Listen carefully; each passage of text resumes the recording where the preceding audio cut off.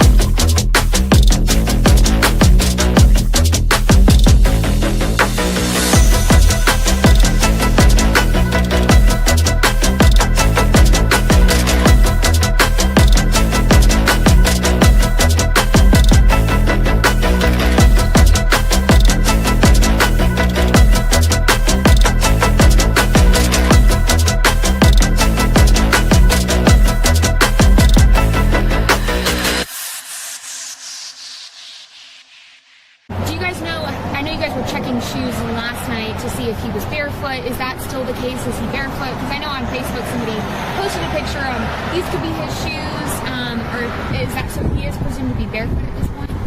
What I can say is that his mom says all of his shoes are accounted for at the house. I'm not going to say that he's barefoot. All right. Allegedly! Hello everyone and welcome back to my channel. This is Lady Freedom here coming at you with another raw narrative. Here's a brief disclaimer for tonight's show. Let's watch. That's ignorant!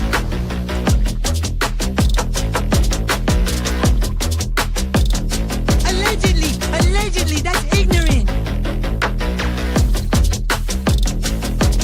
Ignorant.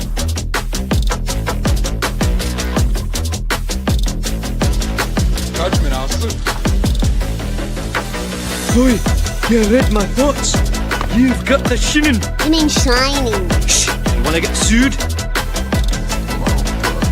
Judgment, Alfred. You just use that shin of yours to call me and I'll come a running. But don't be reading my mind between 4 and 5. That's Willie's time. Hey, yo, boss. I love him when he does that.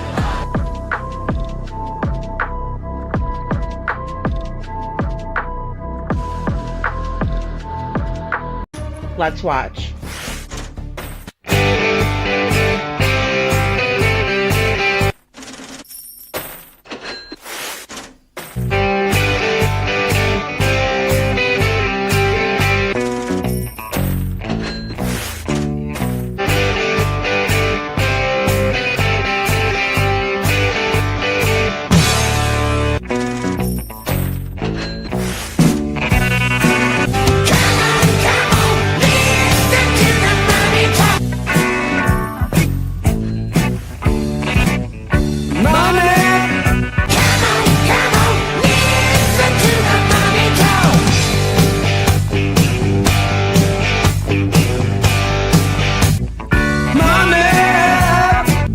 Don't get me back to good bullshit.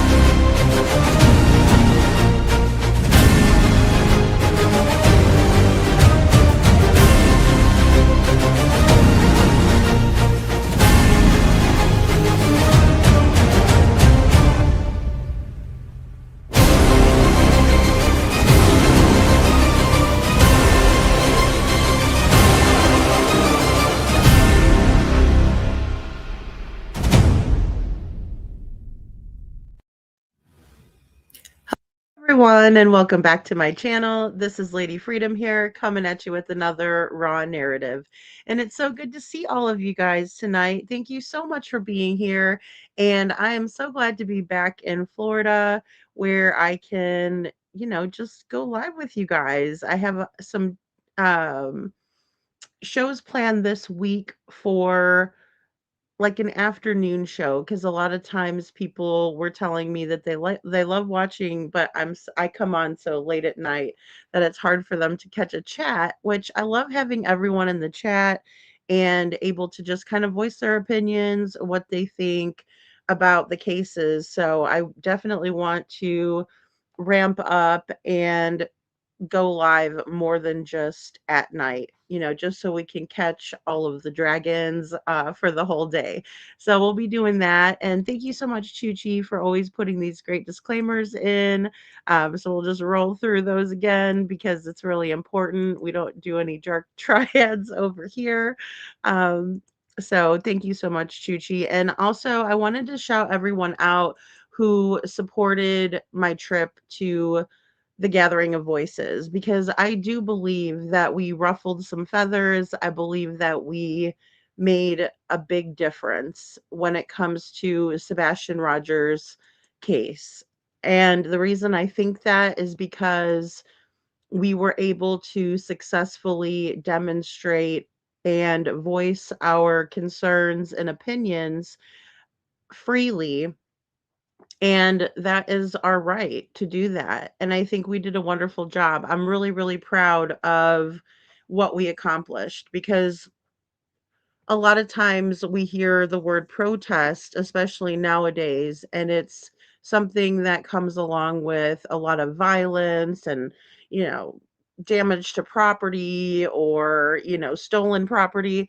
And so we did none of that, which I'm glad, because I would not have participated in any of that. But we were able to show everyone that we were there, that we cared, and that we didn't forget. And I think that was very powerful. We had people honking for Sebastian left, right, and center, right? Every time I turn around, I'd hear honking, I'd hear people saying honk for Sebastian, and people were honking. So I believe that the community absolutely spoke when it came to the honking, right? We could hear it loud and clear. Another wonderful show of support was from Gallatin Police Department. So I want to shout out the Gallatin Police Department because they rolled by and they honked for Sebastian. Many of them did.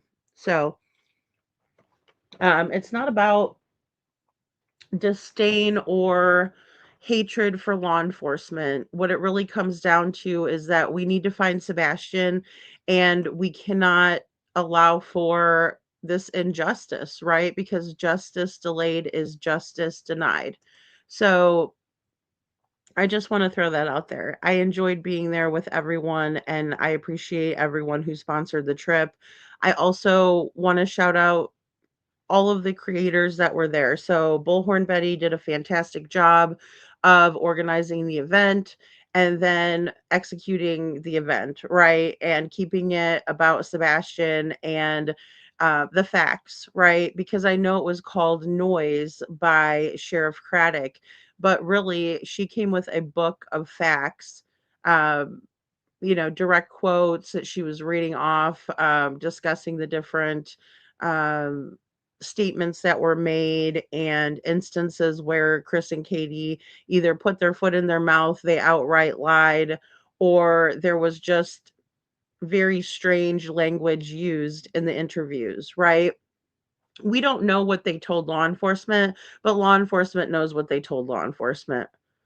So if they're coming on the internet and they're saying things that are different than what law enforcement already knows or has been told, I think that's a huge red flag. And if I was law enforcement, I would be very frustrated, to say the least, right? Because I mean, it's a crime to lie to law enforcement. So I'm surprised that nothing has been done there.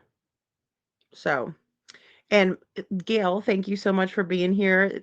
Yes, we are Sebastian and Devlin's armies, and I'm glad that you were able to stop by, Gail. Thank you so much. Um, I hope you have a wonderful time and a safe trip while you're visiting your family too. So thanks for stopping in, Gail. And also, KJ was with us. Hey, KJ, thank you so much for being here. See, and again, guys, this is why I want to do more lives during the day, because I know it's hard for everyone to stay up. I'd like to go on late at night because not a lot of people are on at this time. So, but I understand, I know, and thank you, KJ, for hitting that like. You guys go over and sub up to KJ. I put her link in the chat. She worked really, really hard for our Sebastian Wayne Drake Rogers. So thank you, KJ, for all your hard work and, for bringing it to another audience, the Spanish speaking audience. I heard you, presenting in Spanish. And, I think that that is so amazing and awesome that you're able to reach more people and get Sebastian's story out there to more people. So again, thank you very, very much for doing that. And Tina Girl is here. Hey, Tina Girl, good to see you. Hello, Kiki. Thank you so much for hitting the like button. Lori is here. Good to see you, Lori. It does feel so good to be back. It really does. Um, it's hard to be on location and doing live streams like I usually do. It just really is. So I appreciate everyone being patient with me and waiting for me to come back and unpack all of my thoughts with you all because I had a lot of time to process. I'm the type of person where I take in information and I need to take time to process it. I don't really like giving my initial reactions to things. Hey, Cece, I don't. And little Miss Sharon, hello, thank you so much for being here. Because my initial reactions are typically not what my conclusion is, right? I mean, sometimes I'll hear something and I'll be like, "Oh my gosh, really?" But then I'll listen a little bit more. "Oh, okay, well that makes sense." So I don't like to I like to listen to something. I like to listen to it again. I like to listen to it again, right? At least like 3 times in order to get a full grasp of it and also to, come up with some sort of conclusion or thoughts. So that's kind of how I like to do things. And thank you, little Miss Sharon. I'm so excited that you guys are just as equally excited to have me back as I am to be back. So, thank you. And Linda Hall, hello. Thank you for being here. Valley Gal, thank you so much for being here. And, all of the support, everyone that came out, it was just amazing. I could definitely feel the love. So I hope that Seth was able to feel that too. And I think he was. Um, you know, guys are just a little bit different. Right? No offense.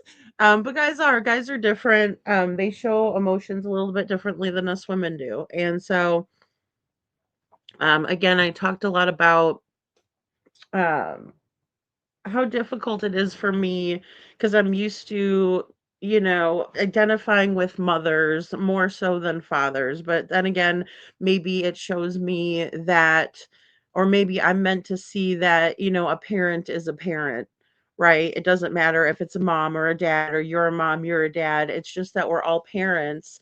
And when it comes to our children are our life. They're our world. I can get really emotional just thinking about my own daughter.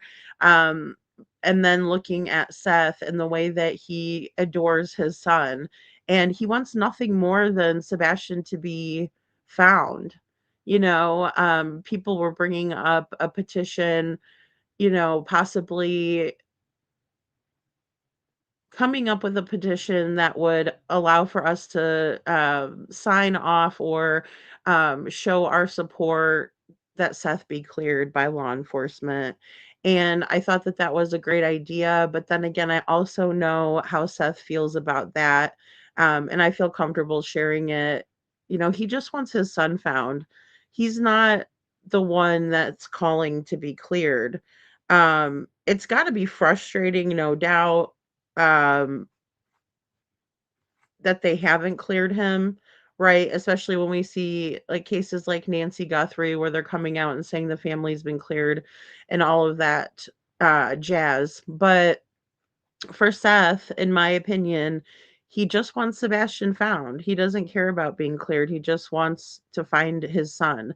And I think that that says a lot about who he is just as a person, right? Because that would be any of our main goals as parents is to make sure that our child is safe and it's got to be pure torture and hell for him not to know where his son is. And then we have Katie, in her little hokey pokey interviews that she does. It's very disheartening to see it. I don't identify with Katie, not at all, not in the slightest. I don't understand her actions, her words, her statements are always really off. And as an example of that, I do want to play hindsight. I was planning on playing Mr. and Mrs. E's live with Josh tonight. They are so amazing. Again, shout out to Mr. and Mrs. E. They were at the Gathering of Voices, and it was just so nice to meet them in person. Like when I saw Mrs. E, I was like, "Oh my gosh!" I was so excited. But I was high energy the whole time because there, like I said, it was just you could feel the love, right? I'm an empath, so I feed off of others' energy, and I also read the room with that energy. So it was all good, right? Positive, um, good people there. So I felt in it like I was in a great space. I didn't feel any type of negativity until after we did the prayer and cut the cake and that sort of thing. Um, but we'll go over that as well. And thank you so much, Lori. Thank you so much, Lori. So yeah, what I'm gonna do is I'm gonna play hindsight. I shared it, and this is really good. So um let me post this. Or let me play this. It's funny too because a lot of us um watched this interview with Katie, and then very shortly after, like, I watched it with Jen, and then I went to repost the interview, right? Just in case people weren't aware that it was out, and it was gone. WSMV4 took this interview off of YouTube. It's still on their website, but they snatched it up off of YouTube. And I thought that that was interesting. And I don't really know why they did that. I don't know why. Because I didn't think that the interview was any different than any other time Katie comes up there and tries to push her bullshit. Right? It was the same thing, you know? "Oh, I wish she walked through the door," but then when she's asked a question, like, during her SMV4 interview, as hindsight puts here, the 2-year anniversary of her son still missing. I like to call it the 2-year mark. It's just, semantics really, but I mean, anniversary to me just sounds almost like,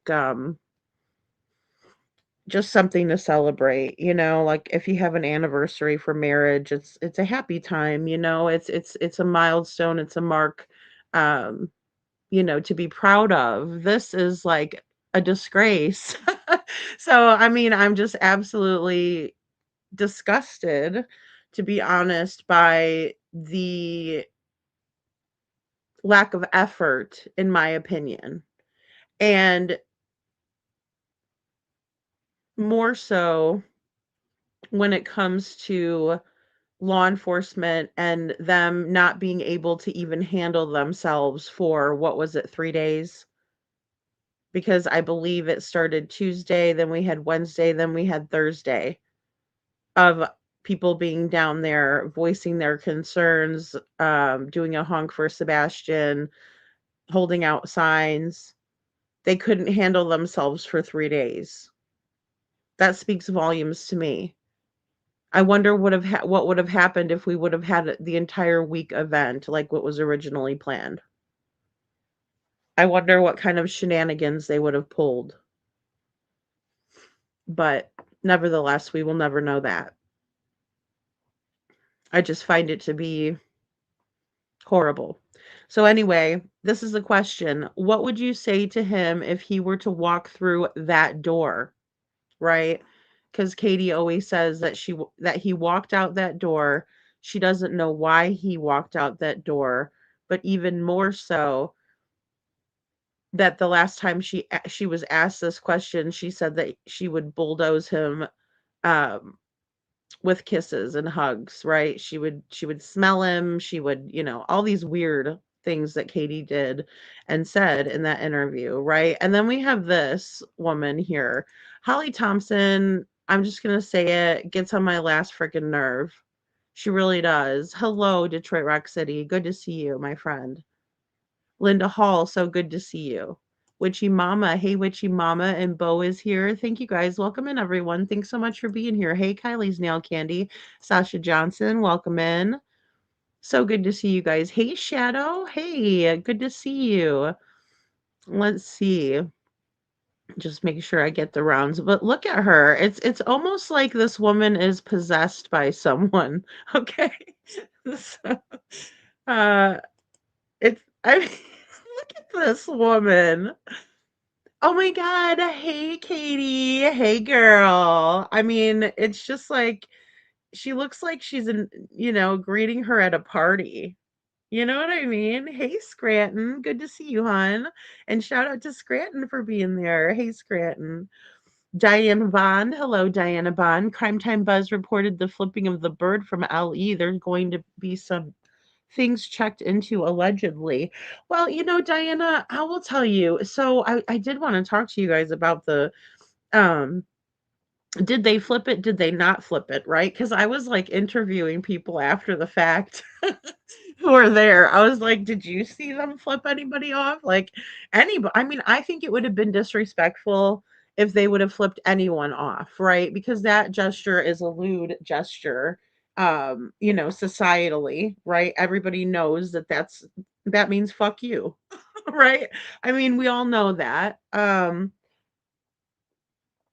So if they would have did that to anybody at the gathering, that would have been super disrespectful, right? But then to do it to the father of a missing child, I think we would have had a lot of people who would have been enraged and outraged, and I think that we would have been flipping the bird back. But here's the thing: just because I didn't see it, just because the 10 people that I talked to didn't see it, doesn't mean that somebody didn't see it, right? So I plan on making a video kind of different points of view during that time and what all kind of transpired, right? So because what I saw was that the officer was given the thumbs up, but then he was flailing his arms around, and then it looks like he's pointing. But I'm gonna go over that too with you guys because I did like a really short, small video of it that goes credit to Bullhorn Betty, right? Because her camera had a crystal clear view, right? It was crystal clear. And it was a really great view of what happened, but the camera was far away. So then when you zoom in on it, it creates pixelation. And when people are moving, it creates um like a blurred effect, right? And I mean, I have somebody sent me a picture of me waving at the camera and like my hand looks like it's like humongous because I'm waving, right? And the camera is not getting, so I was like, "Oh my gosh, that's kind of funny." Right? But we have to consider all of those things. And I think personally that that police officer, if he does get to keep his job, it should be on his permanent record that he acted that way in public at a missing child's event, right?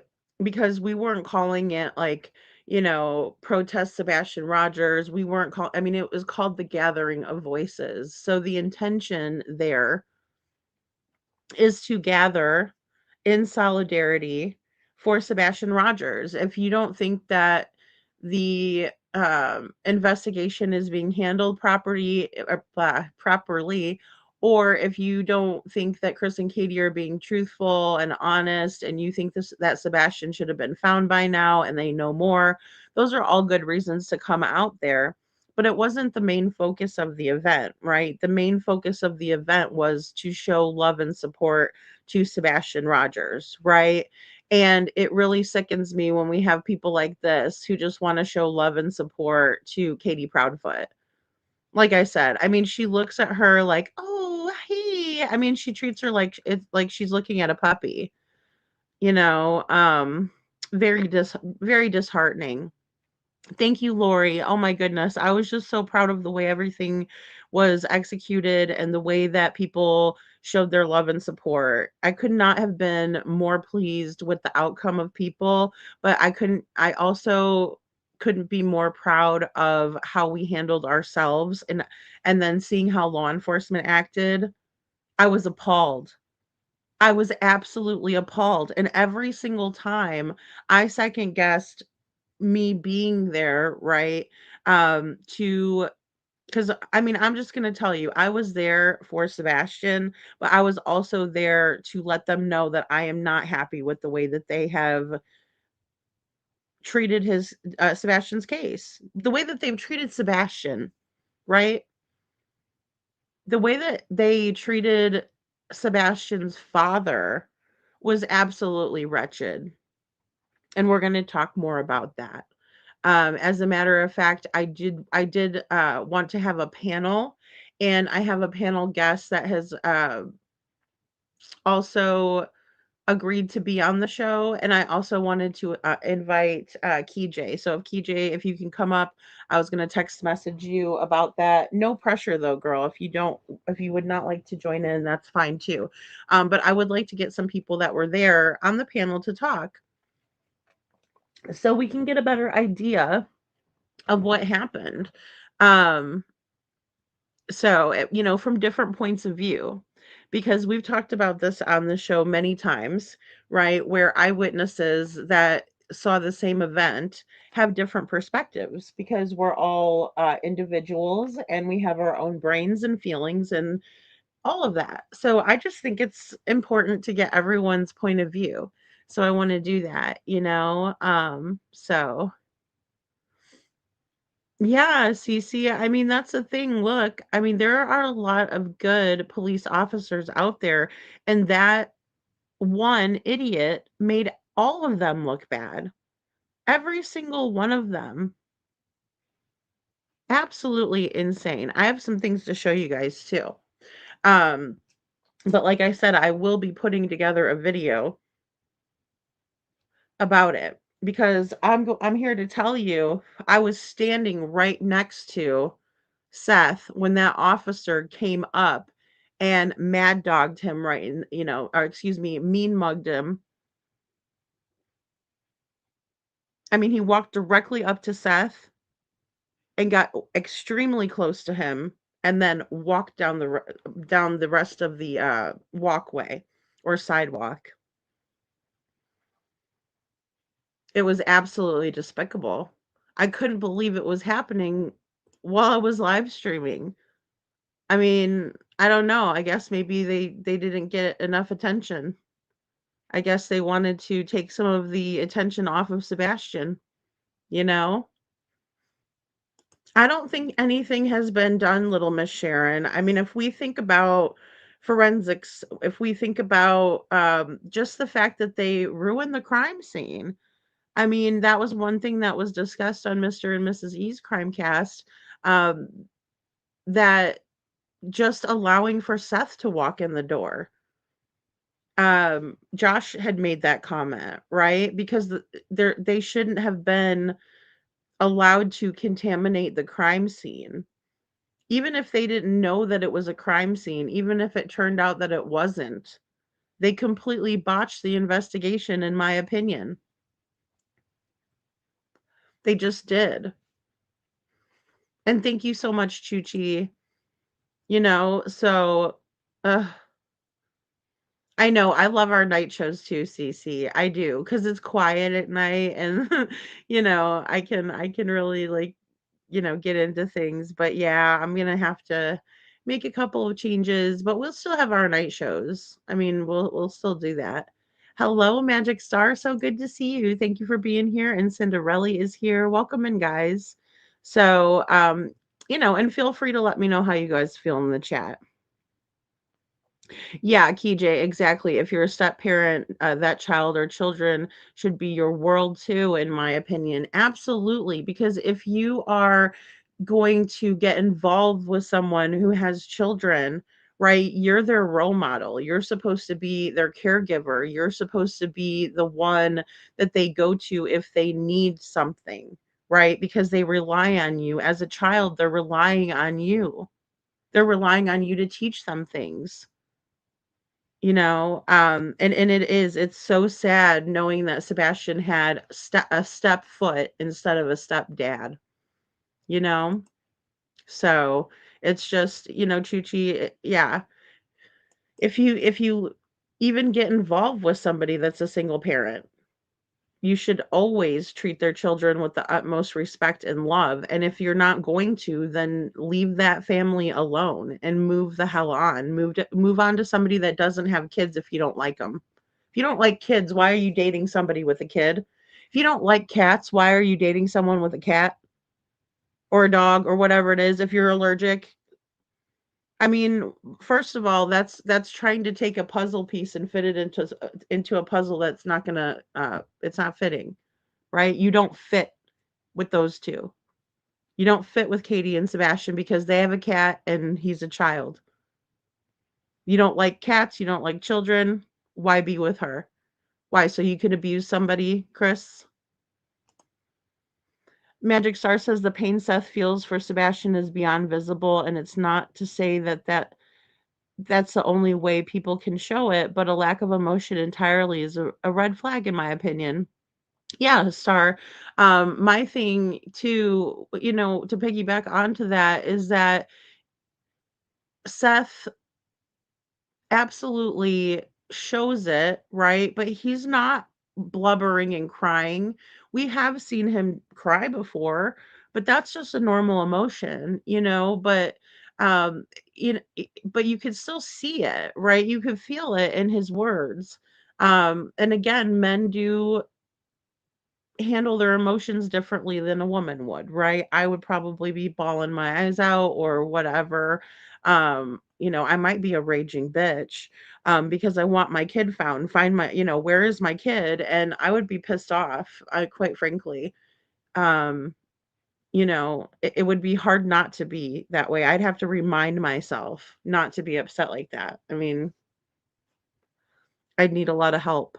So maybe CP asked them because it was so bad, in my opinion, allegedly. Yeah, I mean, I think a lot of the possibilities are still on the table, little Miss Sharon. I think they really are. You know, yeah, yeah. And I mean, well, the thing is that we've never heard of a solid alibi for Chris or Katie. You know, they just have never had a solid alibi. Like, we don't even know where Chris was.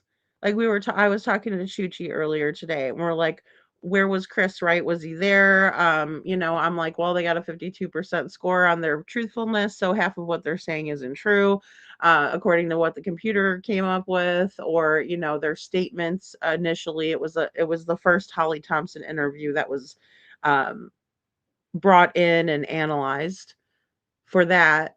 And so, in my opinion, I think that Chris and Katie never gave a proper alibi.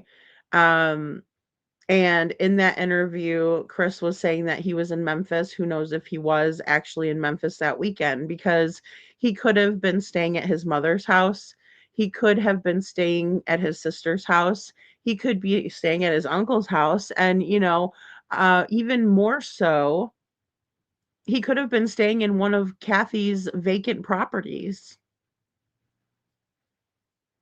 He could have been somewhere in town that nobody even knew where he was, because it doesn't even seem like the police even tried to look into their whereabouts, in my opinion. She did go all the way around the mulberry bush, right? Exactly. I don't know what Holly Thompson is, a monkey or a weasel.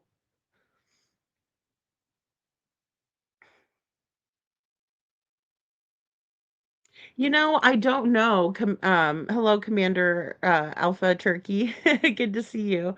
Wow, that's not cool to remove it. Do you think someone requested that? I know that there was a lot of hateful comments under the interview, and maybe not even hateful. Maybe they were more so truthful because there's a difference between being hateful and truthful. Some people take being truthful as hateful because the truth hurts and they don't like to hear the truth. And then they say, "Oh, you're just being hateful." And it's like, "No, I'm being truthful." Right? So maybe there were some comments that were just a little bit too truthful. And I find it very interesting that again, Holly Thompson looks at Katie like she's just like a delightful little smurf or something sitting across from her. I mean, look at her face. Oh, hi, Katie. So good to see you. No, you need to ask the hard questions there, Holly Thompson. Right? And then you can hear Chris in the background coughing the whole time. The same cough that we saw him do on Chronicles of Olivia, same cough he did when they were doing the Only Hands video. Same cough, you know? Like he's signaling to Katie. So KP knows Sebastian is not going to walk through that door. I believe that too, little Miss Sharon. I do. And I think, hey, Tina girl. And I do think that that's why she didn't answer the question, right? She just didn't. She failed to answer this question, right? What would you say to Sebastian if he walked through that door? Right? That door, the one that Katie refers to, that door. All right, here we go, guys. What would you say to him if he were to walk through that door? I would tell him that we love you. I would tell him that we miss you so very much. I would tell him to stay strong. I would tell him to hang in there, and that if he ever had the opportunity to reach out and get a safe adult and call 911 if you have to, that we're looking and we're never going to stop looking, and that I pray that he's okay, and that everyone at home loves you, Sebastian, and everyone wants you to come home, and we're here.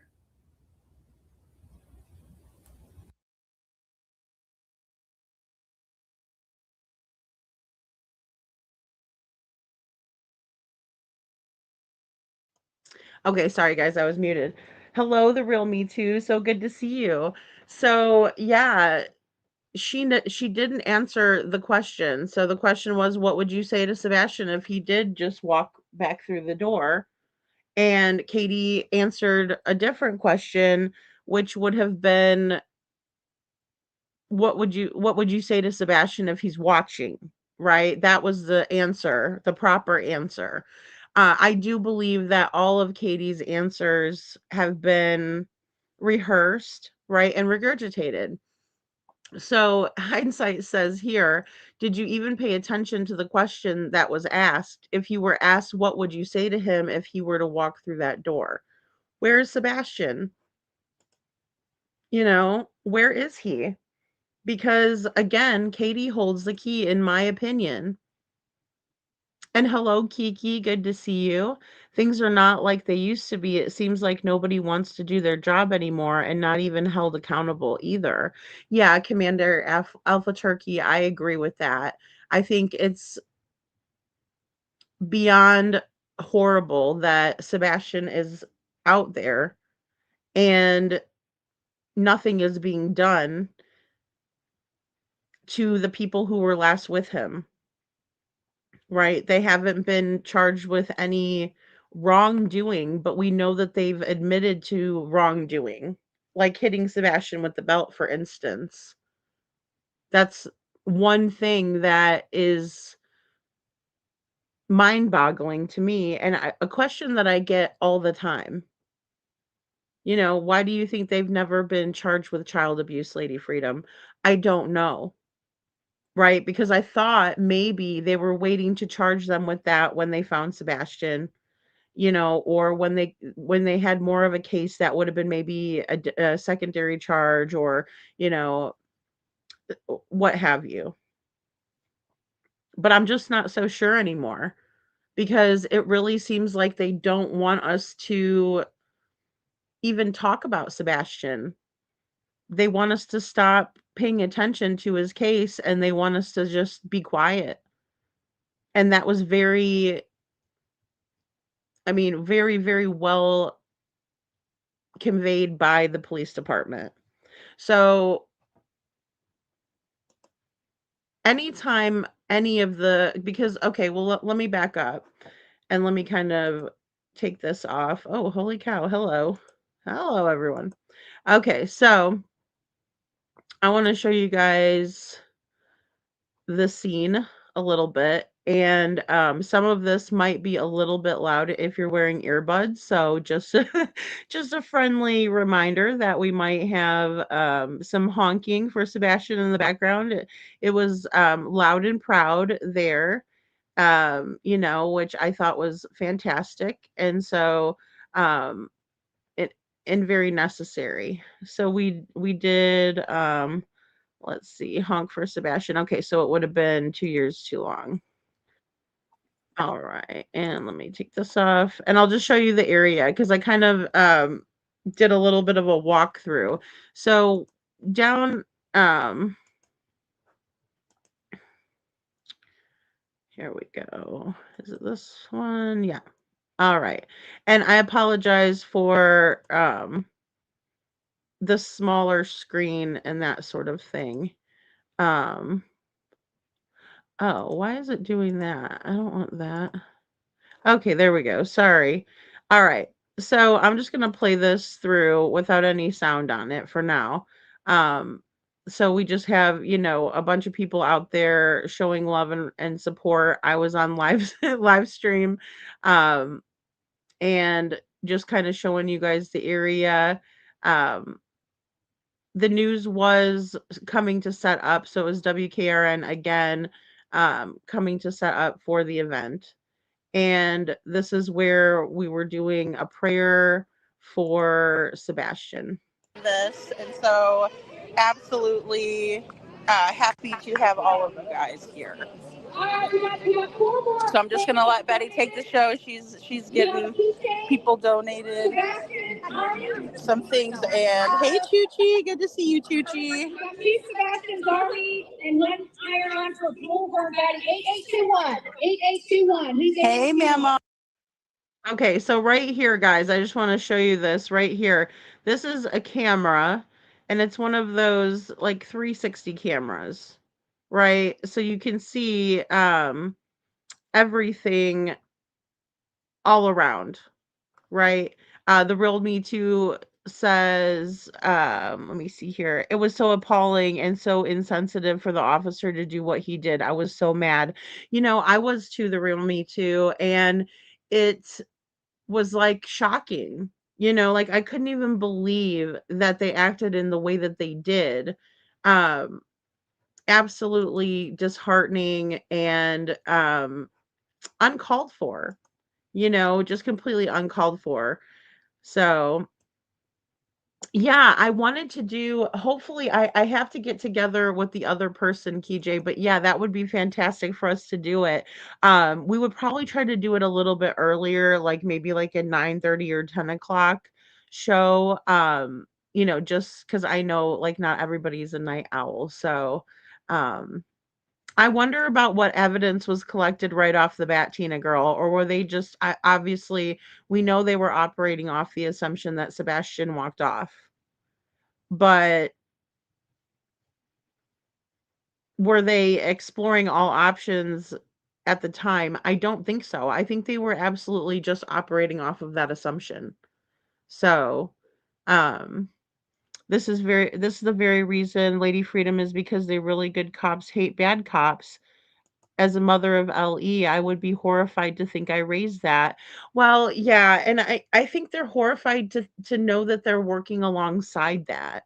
Because I will say there were officers that passed by us that were stoic and they didn't say a word, right? I said hello to everyone because that's just how I am, right? I'm a very bubbly personality. I like people. I'm a people person.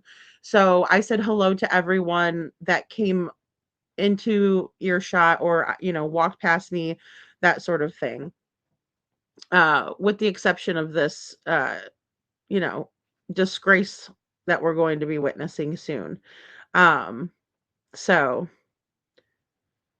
yeah, I think so too. KJ says Craddock looked bad for not coming out all to greet us in peace and grace to show his own support for Sebastian. Yes, I agree. Yeah, to earnestly say that we are all on the same page. Yes, and of one accord. I agree with that. I agree with that. And I thought the same thing when they didn't do that when Seth was out there by himself. It looks horrible to the public, especially because he is supposed to be an elected official and he's also supposed to be a public servant. And so when we see that behavior, it makes everyone feel uncomfortable. It makes everyone feel uneasy because it should never, ever, ever happen like this. This is just all wrong. you know um I feel like if you're going to marry someone, you should make sure they love you and your children as much as you do. Well, I agree with that. I mean, when it comes to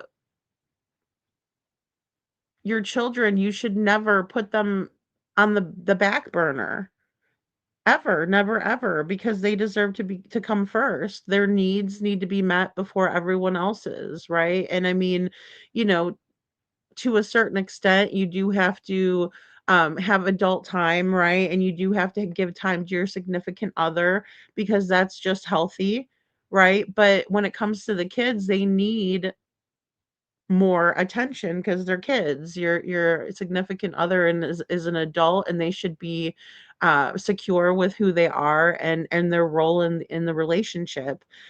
We don't see that with Chris. I think Chris felt very insecure. I think he is a very insecure, narcissistic person. And with that comes the rage, the uh anger, the baby mentality, right? It's like you might as well have 2 kids. Might as well, I mean, and be a single mother, because that she pretty much stayed a single mother because she's got Chris to deal with and his little outbursts and his little temper tantrums, and then she has Sebastian. So she didn't gain anything but a second child, in my opinion. Yeah, they treated him like he was in boot camp. And, that's not good for someone who is on the spectrum. That's not what they need, you know? Yeah, the real Me Too, I agree. I don't know how he does it either. I don't. I don't, because he really could have acted inappropriately himself, but he didn't, in my opinion, So my PTSD brain fueled by ADHD, so good to see you. KP and CP say they were on the phone for 3 hours. Yeah. Yeah, I agree. Um, it's very difficult, right, to reconcile that conversation, especially for those of us who have been with someone for a significant amount of time and you're on the road. In my opinion, what needs to be said that you're on the phone for that long, right? And I know Katie tried to normalize it, and I'm sure there are people out there that might say, well, that's how my relationship is too. But I would probably say that you are with someone who is possessive if they're constantly making you be on the phone with them all the time like that, in my opinion, right? Because the thing is that sometimes when you're working on the road, you can't just be on the phone like that all the time. I also know that many people reached out to me, and even in the comments were saying that it's very strange that Chris was on the phone and doing interviews while operating the crane because he wasn't supposed to be doing that. But then again, he said that he had one earbud in here that was controlling what he was doing on his job, and the other earbud was Katie. So maybe he was fooling his boss, and he wasn't supposed to be doing that, and they thought he was actually 100%, working. But in reality, he had one earbud here and the other one over here, type of a thing. So, just a great point there, too. Thank you. Diesel says when CP speaks, it's just another day for him. If you watched interviews with it muted, you'd think he was having a normal conversation. That's interesting, Diesel. Thank you for pointing that out. I can see how I can see that. Actually, I'm picturing that in my head right now. Chris always struck me as very odd when he would do like the thing where he shrugs and he like puts his palms up and he's like, big deal. It's like, really? But your stepson is missing. Your wife is beside herself, right? She's shocked. She doesn't know what happened. She went to go wake him up for school and he wasn't there. And I'm saying this all in a very sarcastic way because to me it is. It's like there's no emotion to that. There's, like you said, it's like any other day, just a normal, you know, we don't know, no information. Oh well, kind of a thing. So yeah, exactly. My PTSD says, on my phone with my daughter in the same house, often for a long time, don't have to be miles away. That's true, Well, and we're so used to texting people who are in the other room. Why have to get up? Just text them, Notice Katie always does her interviews with her, and she's too soft and good and not a good interviewer. Right. She is definitely Holly Thompson is definitely a softball, um, you know, and KJ says, I'd like to interview Holly Thompson. Yeah, me too. I just like to ask her one question. Why can't you, what's in it for you? Um who's got you in their back pocket, Holly? What's up with that?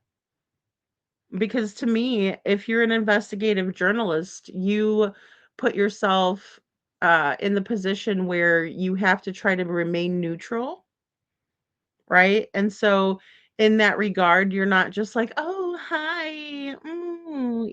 I mean, you're going to be more professional in my opinion, and I don't think Holly Thompson is professional. I think she is in someone's back pocket, and when we have that, that's not professional, you know? Not at all. She didn't answer the question, Misty, not at all. Not at all. I know, duh, right, Lori? Right? She doesn't even answer the question, Detroit. And it's amazing to me because you would think that she would be really trying to listen and answer so she wouldn't have the backlash that normally comes along with Katie coming out to interview. But then we understand that this is probably why Chris doesn't want her to talk by herself. I mean, he has to sit there and watch her like a freaking creep. He's literally in the background. I'm sure it was him and her lawyer, or maybe it was freaking Patty. Maybe Patty was, sitting there coaching her, right? And, it's too bad because we would love to have had um,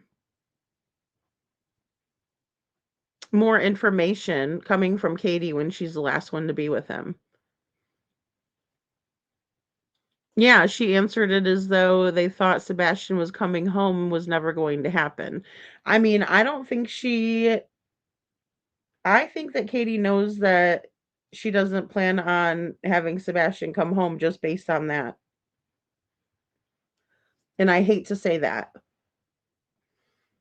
But I mean, the proof is in the pudding. Diesel says when CP speaks, it's just another day for him. If you watched his interviews, oh, sorry, I already read that one. Let's see. I want to get your guys' comments in before I play.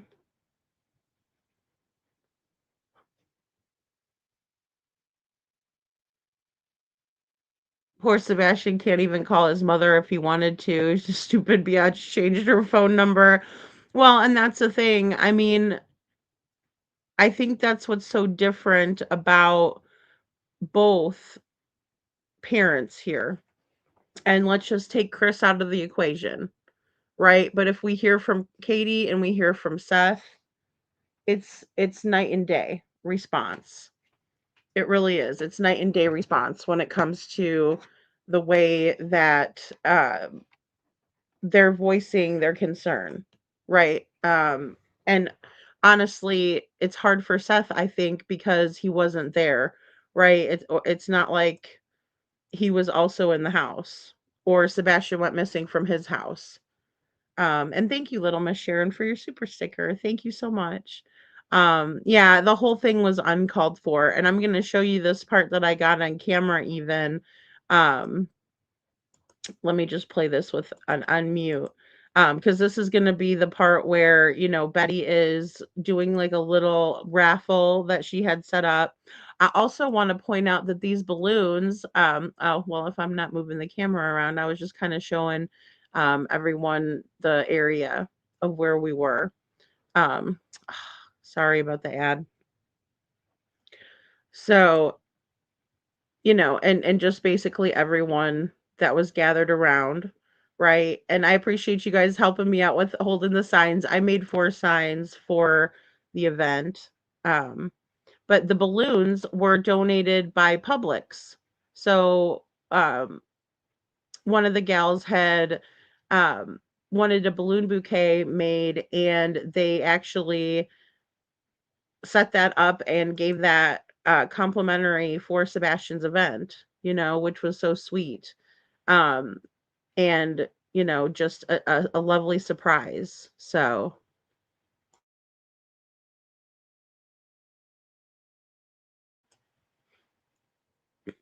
Tina Girl says, I don't think a lick of evidence was collected. Yeah, I could see that too. Hey, Mama Dukes, good to see you. Aw, thank you. Thank you, Laura. Aw, good to see you. Hey, IML, good to see you. Welcome in, guys. Um, so we had people, just beeping for Sebastian, honking for Sebastian, um, while we were doing this. That's why I kind of put it on mute too. So, um, hello, Catherine. I don't think Holly Thompson buys what she says either. Did you see her keep tilting her head to one side? She's kind of like a dog like that, and I'm saying that playfully. I'm not trying to say she's a dog. But you know how a dog might hear something and they're like, and they put their head over to one side. I do know what you're talking about. That's a good observation, Catherine. Thanks. Because yeah, I saw that too. Yeah, the reporter seems very fake, right? Yeah, I agree with that completely.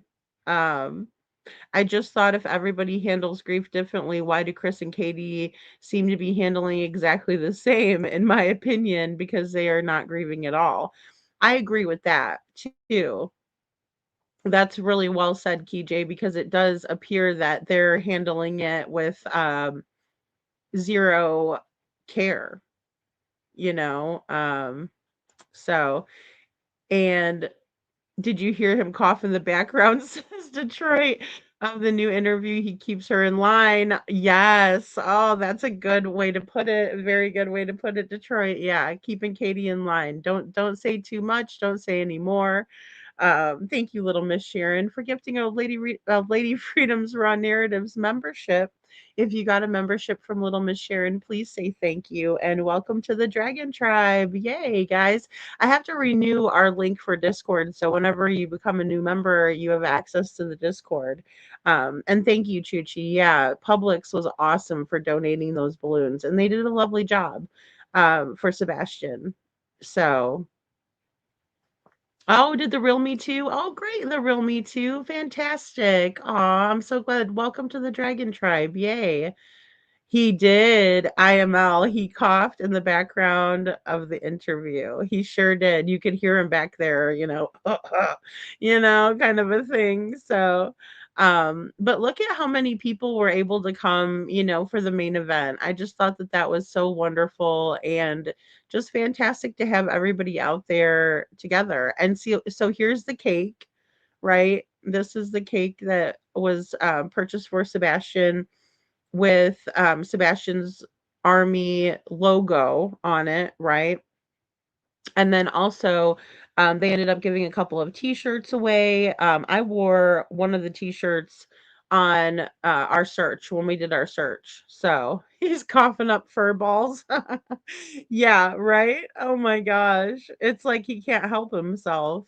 Um, he just can't help himself. Um, so I had to go grab a tissue because I was tearing up during the prayer. That's the prayer that Betty had done um there. So really well done. Um, everybody was just able to come together for that. And then we had Sebastian's bracelets. I also want to do a little giveaway for that because I have an extra bracelet too that Seth gave me. So um yeah, total idiot. I don't know which one, but there's a lot of idiots. Shadow. There really is.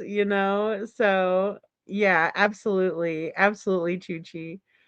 We had about 65 people throughout the day. It turned out well, and you did a great job too. Oh, thank you, the real Me Too. I appreciate you. Yeah, it was great to just be there with everybody, and everybody just did such a wonderful job of representing Sebastian. I mean, I was so proud of everybody. I was just like, these are my people, right? This is my tribe, this is why we got together for this. Um, so um oh, well, that's weird. I don't know why it didn't let me click off that last one. Okay. So but yeah, it was just a really beautiful day too. And I thought it was great because it was supposed to rain and it never did. And as a matter of fact, the sun came out, you know. MST wants to know what's the next step in finding Sebastian. That's a great question, MST. And I think that and welcome in. Thanks for being here, hun. I think that the next step needs to be some action. I think we need to take action in Sebastian's case and maybe not even necessarily us, but law enforcement. Law enforcement needs to step it up. Enough coddling Chris and Katie because it appears that that's what they've done this whole entire time. Believing their story, allowing for them to pretty much make stuff up, right, as they go along. So that's right. Yes, the real Me Too says, yes, they did. I was so proud too. Sebastian's army showed up. Yes. And, people made signs of their own, right? Like, so everybody made signs. Just a beautiful outpouring of love and support. So I'm just going to go ahead and put the volume. Just a really wonderful showing of support for Sebastian. We also got the signs out here. Everybody made a bunch of signs. So like there's lots and lots of different signs for Sebastian. That's one of the ones I brought. But then Scranton Strangler also bought these awesome umbrellas. So I'm going to have Seth text me a picture of his because I did get him one like this, except for I got him one that has him and Sebastian on it. This one is like kind of like it. So if you guys could see it. So we got Seth and Sebastian on there. Really came out cute. Really did a good job, guys. So there's our other sign. There's our Bullhorn Betty. Hey, Bullhorn Betty. Thank you so much for being down here. I'm glad you guys were able to send Lady Freedom down here to be with me because it's been a great event. I am very, very pleased with it. I wish people would get more involved. I do too. That's the message I have, not just here, everywhere. Everywhere. We need to spread awareness. We need to spread awareness, not just about Sebastian's case, but this case is not unique to this area. Right. We have this happening all over this country. We all need to be in our county commissioners' meetings, bringing awareness to child advocacy, doing child advocacy, making sure that new laws are in place all across this country related to child advocacy. We need to stop this perpetual abuse going on in people's homes. There's a better way to live. People need to learn self-control. We all need to learn a little. Yes, absolutely. And it's sad that we're here 2 years later. But votes matter, folks. I mean, if there was any other sheriff in this town, just put this in Florida. If this case was in Florida, Chris and Katie would be in jail. Absolutely. And that's the problem we have is we're in Tennessee and they're sitting home in their bed. We don't even know if forensics were done, which I doubt it was. We've never heard of their cars being impounded or forensically tested. There's so many things that are required to solve cases that this county doesn't know, obviously, anything about. Otherwise, they would have been done. Right. So exactly. And you know, the funny thing is if you're babysitting for a kid and then you say, hey, I don't know where they went, you're the first person they're going to question. You know, you're probably going to be thrown in jail for negligence. Oh, definitely. And you know, Katie just says, well, I don't know where he is, and we're still searching for him, but they haven't searched. Nobody's ever seen her outside searching for him. You know what? Never. I wonder if that place, because I got a picture from somebody in the community that posted on my site. Katie going to get her nails or eye waxing or whatever done. And I keep wondering, I don't remember seeing any type of sign in that window for Sebastian. No. Yeah, she was just out last night saying how she posts flyers everywhere she can. Yeah, but aren't they at that store? Minus the baby Jesus that she said she puts with every sign. She didn't tell Holly Thompson that though. that she failed to tell her that, right? She didn't say anything about it. And I'm going, okay, well that's interesting, right? What do you think, KJ? What do you think? Okay, so that's our friend KJ there. So yeah, I thought it was very weird and I was waiting for Katie to talk about, right, the baby Jesus that she said she includes, because when she was on Queen Bee's panel, that's what she said, right? And I wanted to see Holly Thompson's face when she said that, because I bet you that smile would have dropped off real quick. So, but nevertheless, she did not. She did not talk about that.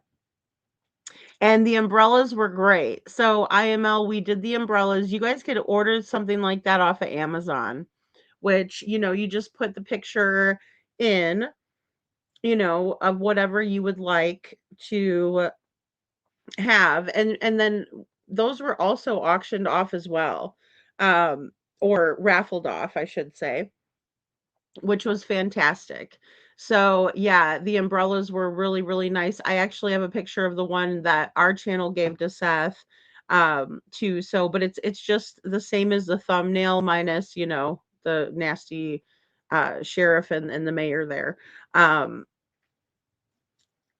But yeah, the pictures of Sebastian and Seth that we've seen kind of out there, I added those to the umbrella that we got him. And for those of you who don't know about the umbrellas, so with the umbrellas, the reason we did that, not because we thought it was going to rain, it was because we thought that Texana was going to be there with her drones flying overhead. And she did not show up, right? There weren't any drones flying around. Thank God, because really that would have been very rude. So I'm glad that they decided not to do that. Um, so that was a good thing. But that was why we did that. So that way, we could have privacy if we needed it, but mainly they would see Sebastian's face on the umbrella and maybe back off. But again, we didn't have an issue. We didn't have an issue there. So, and yes, thank you, the real me too. Yeah, you could get that on Amazon, which is fantastic. You guys got me cracking up over here. Yes, so Silvers did show up to the dinner. Um, I stayed, a couple hours away from town, so by the time if we would have went to the dinner, we wouldn't have probably gotten back until like midnight. So I was like, um, even though we wanted to go, it just it wasn't going to be something that would have been feasible. But a lot of people showed up to the dinner, and we got a great recommendation from a local person. Where we could go. Italian restaurants are always great for big crowds of people. So, um, yeah, they opted to do something like that, and, I just think that Seth was able to have some renewed, hope and that sort of thing. We did invite Silvers to the search. Jen had given Silvers a call, but he did not, to my knowledge, get back with her about that, but he did show to the dinner, so that was good. And we did the search. We had about 8 people show up. I did not live stream the search, of course, because I don't think that it's proper. I've been learning a lot through Devlin Tate's case because I've been working with people very closely on his case. And that's one of the things that, I was told that is kind of taboo. And, it's because if you find something, or heaven forbid you find someone, it's, something that you can't really unsee. I mean, yeah, you can privatize the live, but once you put something out into the internet, we all know this, right? It's there forever. You can take it down. Holly Thompson, WSMV4, you can take it down, but people have still already seen it, right? We already know it's out there. And so it just, again, and I don't dirty delete. I document, so I don't delete. I document. Good to see you, Poppy Love. Hey, good to see you. Thank you for being here. Not very late at all. We're just kind of going over, the gathering of voices. I wanted to show you guys what I witnessed with the police coming out and being, well, there was the guy was a shithead. I can't even say it was, the police as a whole. Because there were two officers who were walking together. There was a woman walking in front of him, and a man right behind her, right? And she did not act inappropriately, in my opinion. I didn't see her mouthing anyone or saying anything. She was, again, stoic, looking forward, which I think that was what was told for them to do, right? Because that's what they all did. I'm sure they were told to not engage with us, right? Don't say hello, don't acknowledge, just ignore, right? And that's what many of them did. So, and again, for example, when I first came up that day, Jen and I walked over and we were talking to Seth. He was parked across the way from the event, and we were in the parking lot. So when we came up, we were standing there, and one of the investigators came through and gave a dirty look. Um, or maybe it could have been like a detective or so, someone. I'm not sure what their job title was, but they were law enforcement, and they gave a rude look because, like I said, I say hi to people. I said hello. They gave a dirty look and kept walking, right? So that's to be expected. But to start saying anything is completely uncalled for. They should keep quiet. Um the detectives can't even find an 84-year-old woman I know. I can't. That's another case that I cannot believe they have not figured out who has done that, right? And that's the FBI is involved in that case as well. That's why I'm a little hesitant to say bring in the FBI because I think they have been in. But we just want something to be done. We don't care who does it. We want it to be done. So sorry. Yes, Silvers had dinner with us and he was coming to get the gathering, but he was running late. Yeah, and I know that he said he had to work too. So yeah. Um, you know. Oh, I got you standing. It's where I paused you, KJ. It's where I paused. I'm sorry. That's terrible. I do that. Bottom line, KP didn't bother to show up for her son, Sebastian Wayne Drake Rogers. Why? I know, Valley Gal. And I mean, I think that somebody has to be the hero in this situation, right? Somebody has to be the hero. And I don't know why she can't just show up for her son. It would make all the difference. Oh, thank you, Poppy Love, so much. Thank you for being there and for all you've been doing. Love you, Lady Freedom. Oh, thank you, Poppy. Love you too. And I appreciate you very much for that. Thank you so much. Good night, Chuchi. Thank you for being here. I know, guys, like I said, we got to get some earlier shows going. Um, Yes, exactly. Oh my gosh, it was so wonderful to have Mr. and Mrs. E there. Like I said, I just really enjoyed talking with them and being able to meet them in person. It was just great. I was very excited. And Detroit says it's so cool that Mr. and Mrs. E came with their family. They are such a beautiful family. Oh my gosh, aren't they? Yes, I agree. And please don't forget to pray for Middle E. He's going to have another MRI. So, yes, absolutely, Detroit. And I did post on my community while I reposted their post. And it's just so difficult what they're going through. I don't even think it's just so difficult. That probably wasn't even the right way to put it. With what they're going through with Middle E, just the back and forth. I mean, and then they're showing up for Seth or showing up for Sebastian. It just really goes to show what kind of people we have in Sebastian's army. And thank you, Bo. Thank you. Yeah. And we've all been praying for Mr. and Mrs. E and Middle E, right, Lori? I mean, it's just so important for us all to pray for positive results, good news, and just for that beautiful young man to live his life and not have to be going through what he's going through. Um, so thank you guys. Thank you so much for the orange hearts. Okay, so here's our friend TJ. I wanted to get her because she had some really great points that she made here. What do you think about Katie? Did you watch her statement last night? I did. What did you think? I think she rehearsed it 100,000 times. And it's kind of like the same one over and over again. Yeah. Over and over again.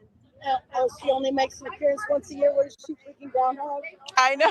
Yeah, exactly. We want justice, Nano. We want justice. Nano says, I'm so sick of this. I just want justice. Justice for Sebastian and Seth.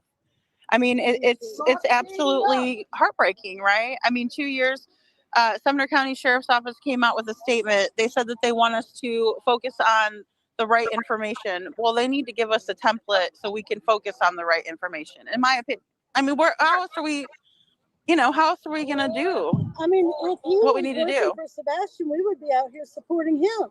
Absolutely. But he's not. I'd support him today if he decided to come out and change. Just like Katie.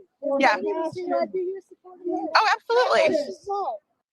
At Hand and Stone, members get more, starting with a free facial gift card just for joining. Yeah. We support the one that shows that he wants to be supported. Yeah, that's all we can do, right? We can't support bad behavior. I mean, why would we? Why would we support bad behavior? That doesn't make any sense to me. I was talking to someone a while ago. We were talking about fireworks. Yes. Because Sebastian, he had a hard time with fireworks, right? Yeah. Sensitive to him. So said that they used to get like those glow sticks that, you know, you swing around a little bit. Yes. They glow in the dark. He belongs with and then he said, you know, we have extras. Bring Sebastian home. Put them up for next time. Yeah. His face just fell. We want he hasn't had next time. No. And that just, it broke my heart. It also made me think about Katie when she said that she promised Sebastian that she would take him bowling again next time. There was no right. About we want justice. The possibility of not being able to take him bowling next time. Exactly. In my opinion, it's just we want justice. And you know, just going back to that.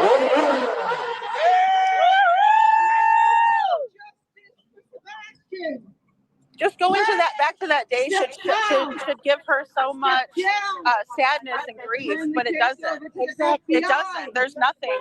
I looked at Jen last night and I said, "Is it weird that I can relate more to Seth as a parent than a mom to Katie?" I said, "Is that weird?" And she goes, "No, because that's just how it is, right? It's the impact that you're feeling, right, when you watch their statements." It's like bonding that you can see that he has with his son, right? But we know that we have with our children. Right. She doesn't show any evidence. And just what you said the last time that, you know, they did something together, there's not been a next time. You know, and that's heartbreaking. Her voice should have cracked. Tears almost came out of me. Exactly. Her promising. Exactly. And haven't had the chance to do it. Exactly. So how did it not come out? How did it not? And how is she not here supporting what we're doing? You know, it's not good enough if he's not been found. But I think she knows where he is. I think she knows. And I think he's okay. I think she's all right. That I think he's okay. Yes. But I do. I think he's okay. I think he's out there. Do you have for whatever reason? For whatever amount of time. It would explain the lack of emotion. You know, it would. It would explain the lack of emotion. It would explain the lack of searching. It would. Because, again, like everybody says, you're not going to look for what you already know where it is. Right. Exactly.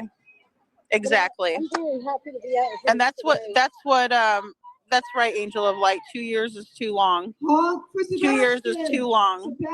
And guys, there's a lot of people in this area, hey, Reality Wins, that want him back, that want him to be here. Look at how many people came out, guys. Look at how many of us are here that are seeking justice for Sebastian. Honk for Sebastian. Sebastian needs justice. Katie Southwood needs to be locked up. Oh yeah. Oh yeah. Sebastian will get his justice. For the people he's not used to being out in the limelight, that's for sure. And for this reason. Okay. She has broken that. You know, he just wants to be on the shows or whatever. Oh, thank you. Thank you. Protect and defend your child at any cost. Because he has to be here. Yeah, I'm gonna get Nico. I need to have you on my live, Nico, so we can. We need Nico on the mic. We got Nico on the mic, guys, right now. So I'm gonna do cartwheels behind him. Yeah, there you go. Yeah, what do we need to do to get this case moved? You know, what do we need to do? What do we do to get them investigated? Because if he's not keeping this to himself because of his ego, then he's doing it because he's hiding something. Because he's hiding something is right. It's one or the other. So I think they don't want to see the lack of the investigation. You know, I think they want. I think they want to keep it under wraps that they didn't treat it right to begin with. You know, that's.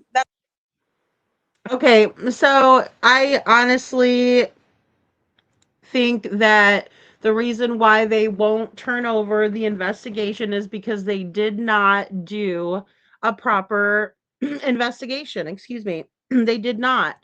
And if you're handing it over to somebody, they're going to look at that and they're going to point back to the police who originally investigated or that didn't investigate, right? They're going to have either information or they're not going to have information. Hello, Crazy Bird. Good to see you. And hi, Kylie's Nail Candy. Good to have you here. Um, I just don't think that they did a proper job of investigating. And our friend Nico did a wonderful job. He really did, voicing, his concerns. And yeah, they were asking him, get back on the mic. What about the timing of Lori and her friend that was in town? Then they left one Sunday or Monday morning. Could she have taken Sebastian with her allegedly? What do you all think? I mean, I wonder about Lori, especially because Lori has never come out and spoken. No one has interviewed Lori, but Lori has also never wanted to be interviewed. So I think that that says a lot. Also, Lori's proximity to the area, right? She was supposedly visiting, and then when did she go home? Because she was there before Seth got there. And Seth has about um let's see, from Davidson County, I think it's about an hour or so. Don't quote me, but I think that's about what we're looking at. um so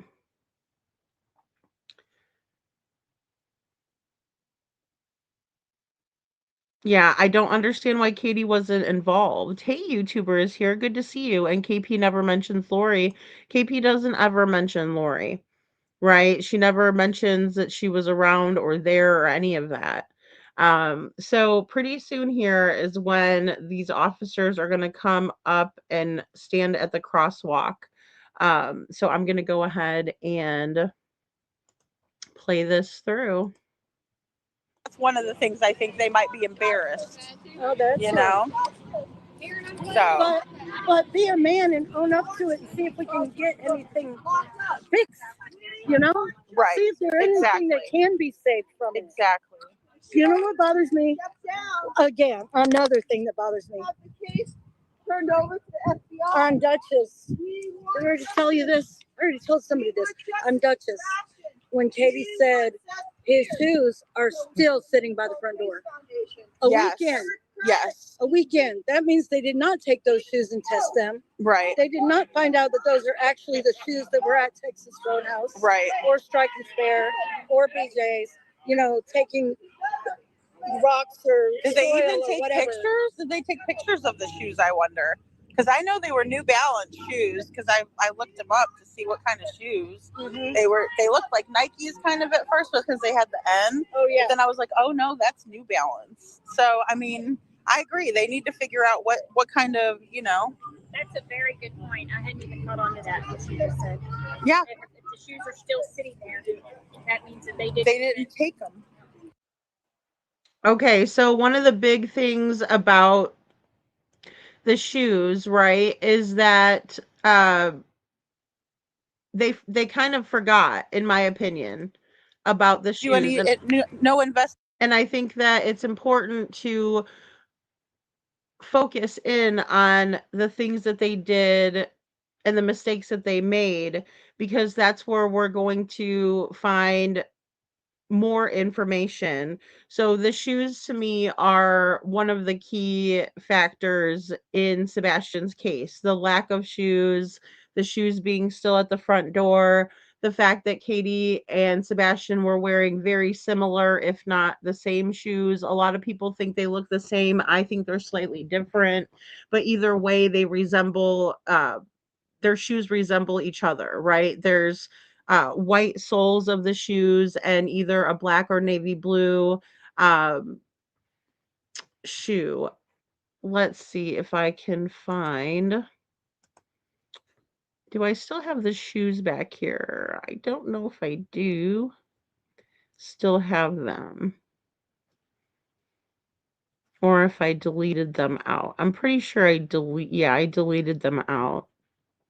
So, but either way, the shoes were very similar, if not the same shoes. And I did always find that odd that they were wearing such similar shoes. So, She lives in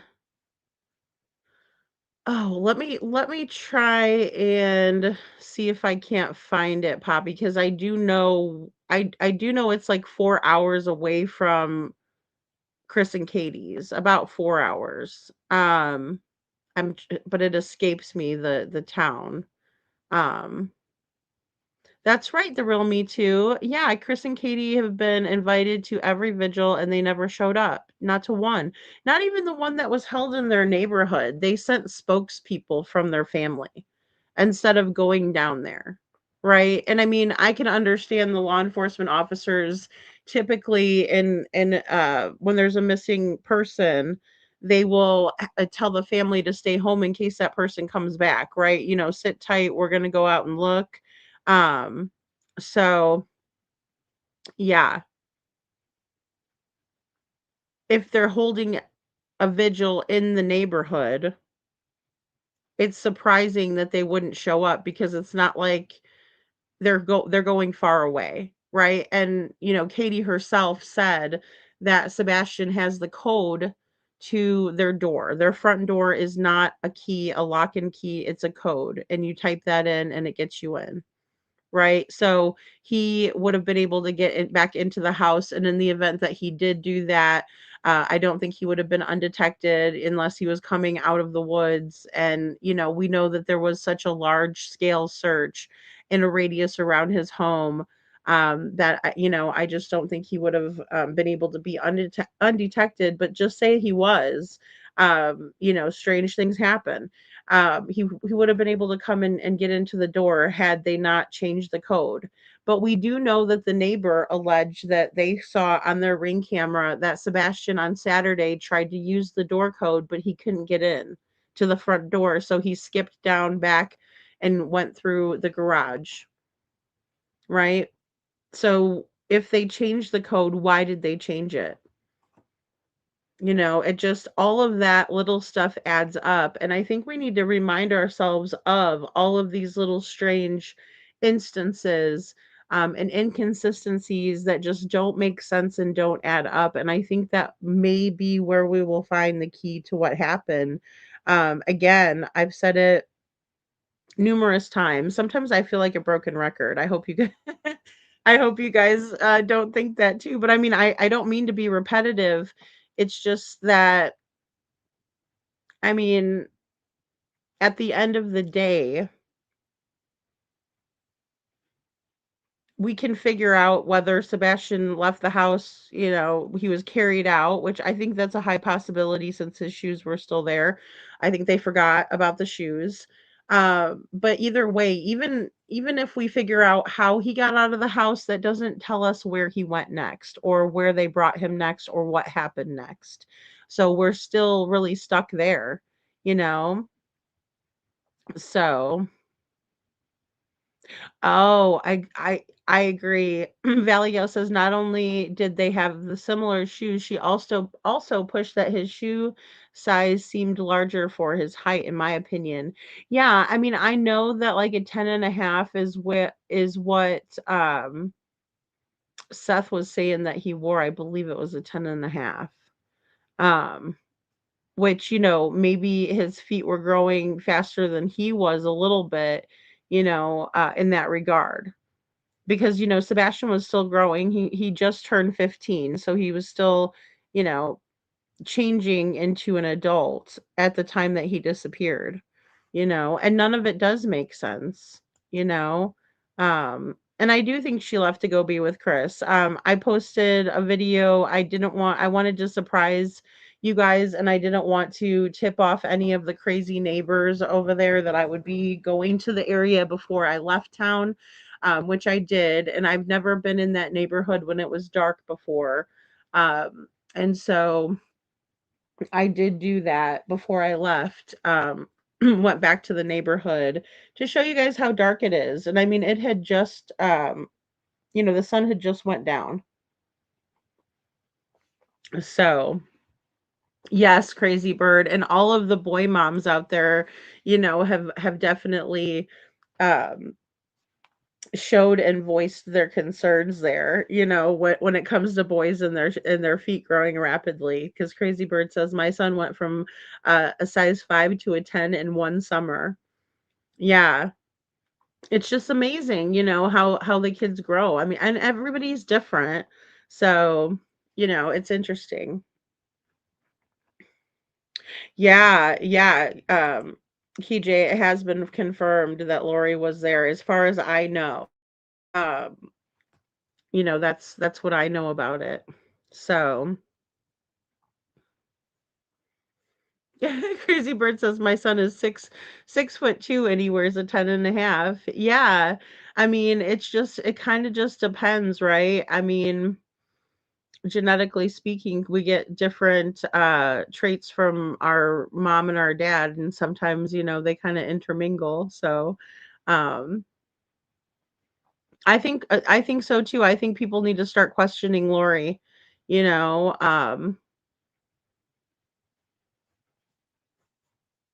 I know, and those are none of the places, because I know all of those places very, very well. Poppy Love, Naperville, Aurora, Bolingbrook, Oswego, Downers Grove, Lisle. Yeah.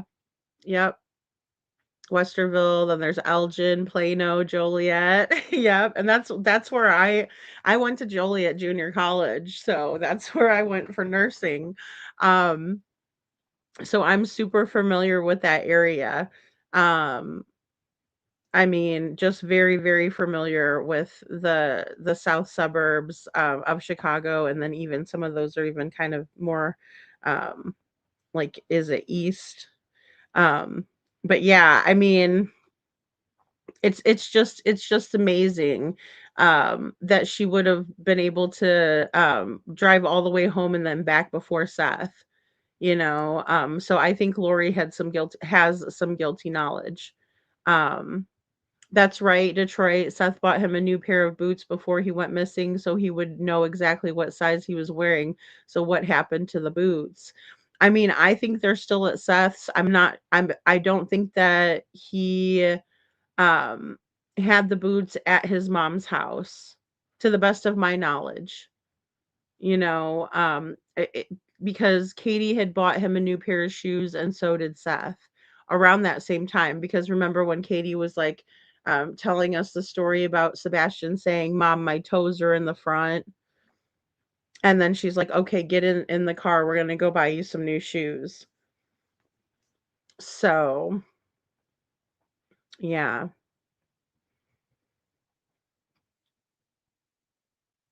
Yeah, so it's quite the mystery with the shoes. Yeah, Seth has the boots. Yeah, and I mean it's hard to when you're divorced and the kids are taking clothes back and forth, because sometimes they do take them back and forth, and then they don't end up with them at that, they end up at the other parent's house, and you're like, "Oh my gosh," and then they don't have everything that they need at your house, and um you know so, yeah, Shadow says Crispy would have taken the boots too. Yeah.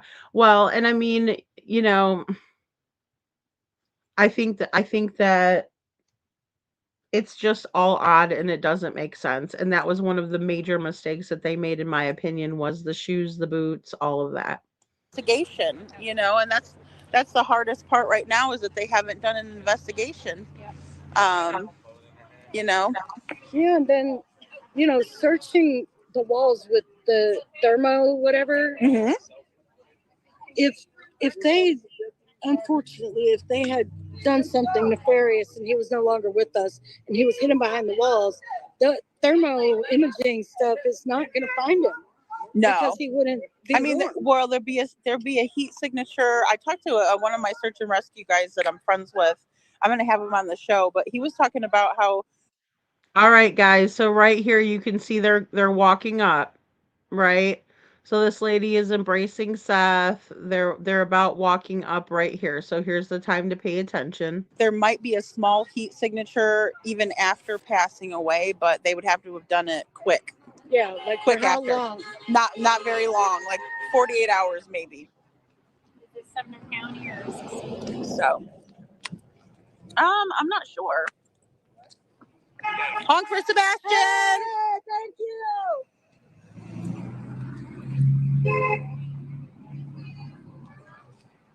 He's been through the ringer. Yeah. Yeah, he has. He deserves so much more, so much better. You know, we've just had all kinds of people down here, guys. Testing. Oh, here we go. 1, 2, 3. All right, let me get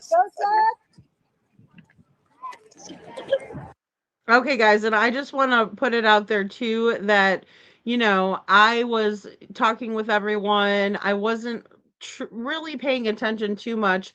I could see that I put the camera on the two, right, that are coming up to the crosswalk, because I did want to show you guys how they were ignoring us, but I didn't know that this all was going to transpire, right? So then when Seth took the mic, I'm like, oh, okay, he's ready to talk.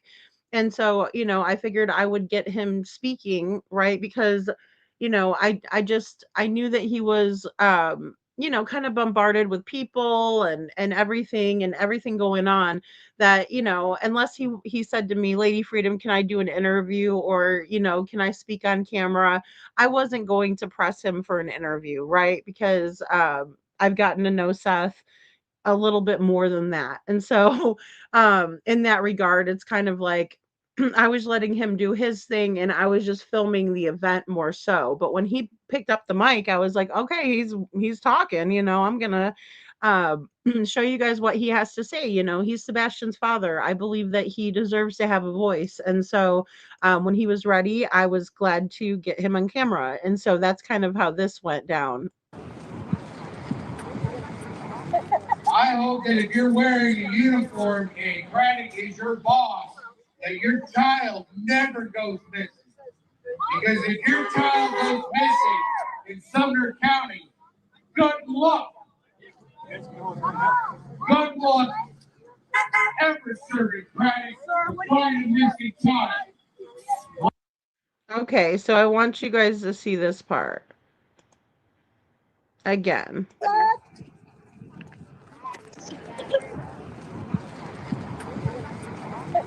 I hope that if you're wearing a uniform and Craddock is your boss, that your child never goes missing. Because if your child goes missing in Sumner County, good luck. Good luck. Okay, now you see how he comes up and he's walking, but he's staring at Seth. See how he's staring there. So let me go ahead and put this on a slower, let's slow jam it. Right? And then he looks down and walks away. Now this lady, you can see that she's facing forward. So she's facing towards, you know, kind of looking at maybe the back of his vest or the back of his neck, but she's following behind him. Right here. And then he's going to walk and he's going to start talking crap. And what he starts saying to people is that, yeah, Seth did an amazing job. Hey, Liberty. Hey, Holly S. did an amazing job, right?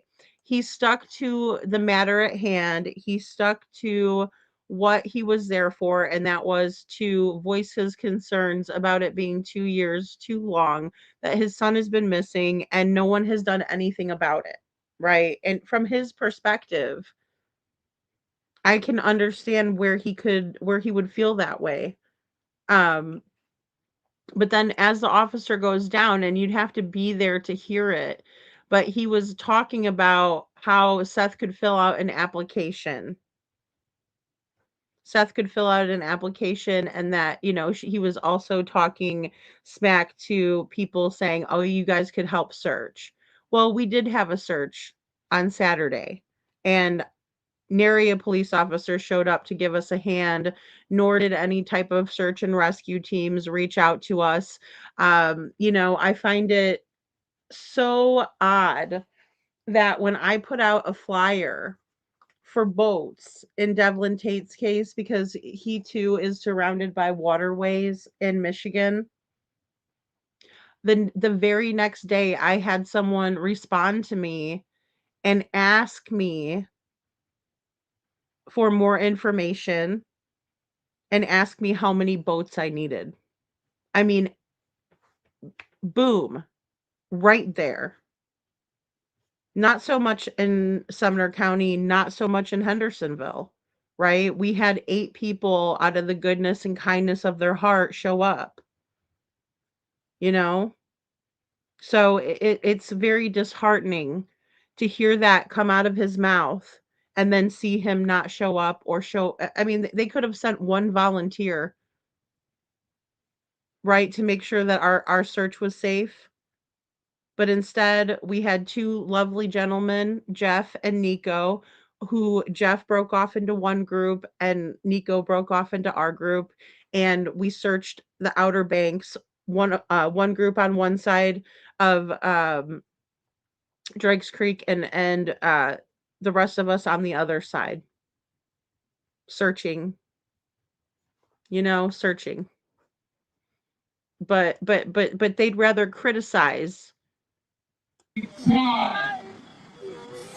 My son lived for 2 years. Oh, thank you, honey. Thank you. And yet nobody seems to get off their ass inside that building and go find my son.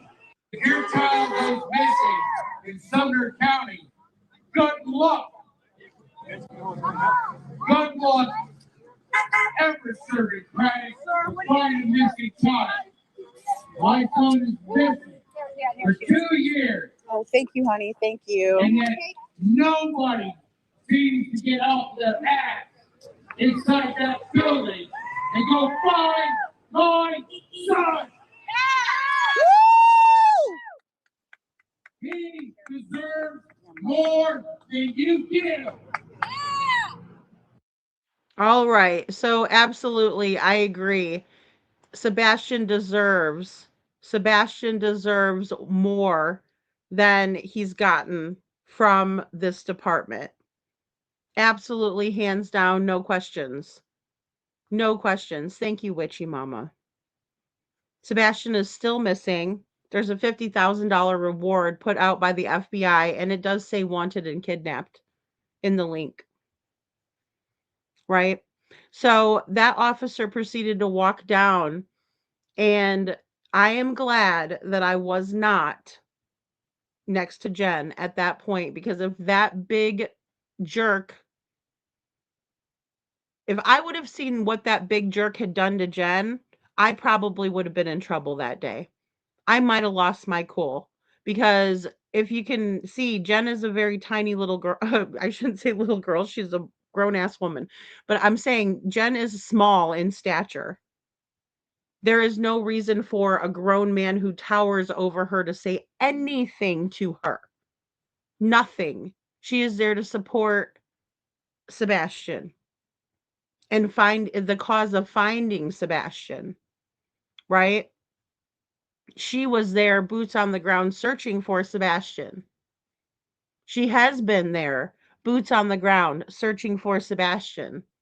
So for that big jerk to say anything to her, I would have lost it. So I think God put me exactly where I needed to be, so I didn't get my ass in trouble.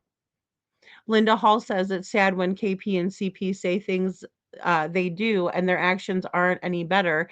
They tell everyone to put up flyers and keep searching, and then they criticize when they do, in my opinion. I think that's very well said, Linda. Absolutely. Absolutely. The Real Me Too says the cop waited until he was far away and then turned around and gave him the finger with both hands. Really? So this is where that happened, the Real Me Too? I was wondering because I could see, it was so pixelated. And I'm going to show you guys that short video that you couldn't tell, like, once his hand was in a certain spot, like that there was any like fingers up or anything like that, or even a point. But the way that his arm was extended, it looked like a point and not the middle finger. So that's so interesting. Thank you so much for being here and for because people were further down, right? Like a lot of people were further down from what was happening. And I didn't see it myself, but like I said, you know, someone else could have because, I wasn't in every place at all, at all times. So that's interesting. So he double fisted the middle finger. Wow. Poppy Love says, Lady Freedom, someone offered help with boots to search for Sebastian, or was it Devlin? Oh, so yeah, I have a person who is willing to put the boats out onto the water for Devlin's case. And all I did was make a flyer, and I said, calling all fishermen. We need help with boats. We need people to be out on the water that have sonar, that have knowledge of the waterways out there, and they just sprang into action. Yeah. So, but in Sebastian's case, we don't have that. You know, we just don't have that. So, and we've never had anybody threatened while searching for Devlin. We've never had anyone act out of sorts with Devlin. We've never had the police flip off his family members. I mean, yeah. Seth breaks my heart how I wish I could have been there. Aw, thanks, Crazy Bird. I'm glad that I was able to at least show you some of this stuff, guys, because I know it was tough to be live the whole time and things like that, but I'm glad we were able to see what was going on here because, sometimes these things happen and there aren't any cameras around. There aren't any witnesses around, and this time we had plenty of people. And the fact that they would act like they were acting in front of everyone is amazing to me, knowing we were filming, right? I mean, there was a lot of creators that showed up, right? That were there to cover the event. And so even the WKRN news crew was there when this occurred. Right? That's why Betty got off screen because she went over to help with the cake, but they were also setting up an interview for her. I know I would have been too, Crazy Bird, because again, Jen is a small person, she's mighty though, don't get me wrong. And so but just her size. I would have told him to fucking pick on somebody his own size, and then that would have probably not turned out well for me. Right? So I'm glad that that didn't happen. But see, this is what they were inciting. This is the kind of response they were hoping for. Right? They wanted us to lose our cool because we had kept it about Sebastian. They wanted to provoke us. They wanted to provoke Seth. There's no reason that they needed to cross where they did. They deliberately did that, in my opinion, to stir the pot. Right? To show off. And in my opinion, when we have an officer who is not participating, and then we have an officer who is instigating the situation, that's a major problem. I mean, that's a dirtbag. That's not someone that I would want anywhere near the department, right? If you can't keep your composure and you can't hold you keep your cool and you're provoking people, then how do you deserve to have a badge? You don't, in my opinion. Police officers are there to defuse a situation, right? They're there to find a solution. They are in a position of authority, so they should conduct themselves in that manner. When they put that uniform on and they have a badge on themselves, they're representing, protecting and serving the community. That's not representing the police department in a proper way. And I do believe that the officer at the very least should be reprimanded. At the very least. It needs to go on his record. Most definitely. I know. Same here with the real Me Too. And it's just because, for one, she's a good friend of mine, but two, I hate to see anyone getting picked on by somebody that's larger than they are. Right? And then also a position of authority and power. That comes with a great responsibility to not be a jackass. Absolutely. And that's what they wanted. They wanted to pick on one of the smallest of all of us so that that would provoke us to do something.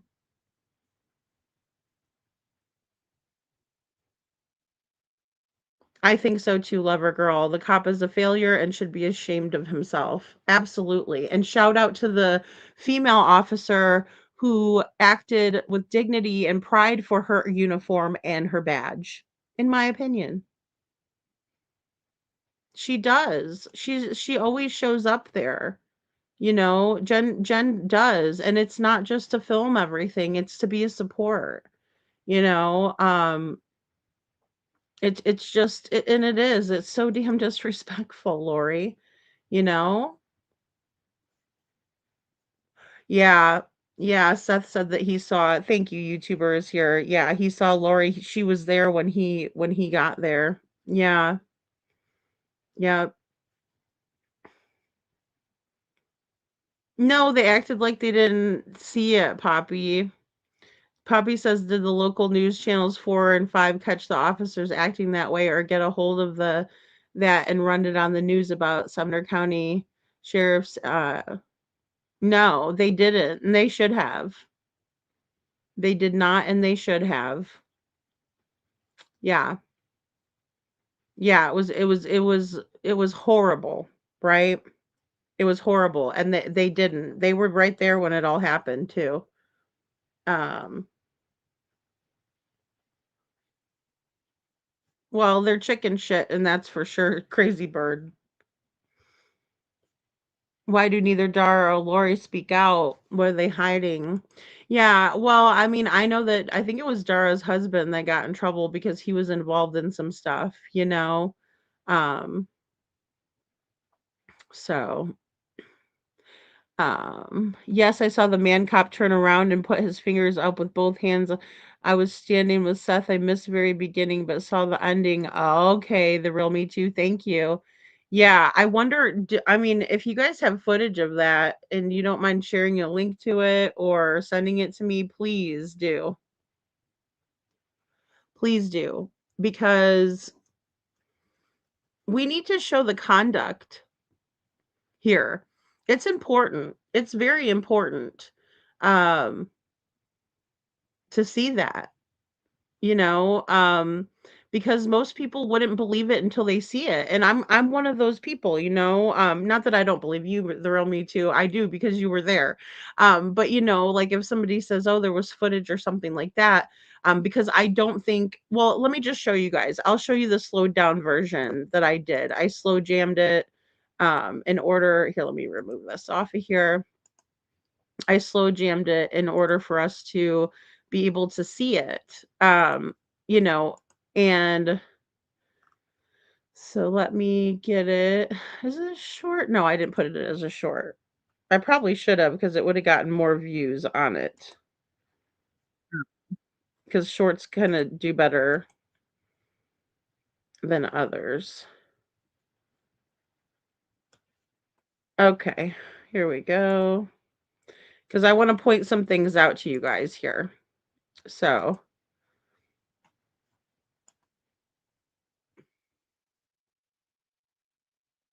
I did hear that part. I did hear that part, Cheryl. Yeah, you can hear someone saying, "OMG, that cop just flipped off Seth." I don't know if it's on Betty's, but it's after he walks past him. A few other people said that allegedly.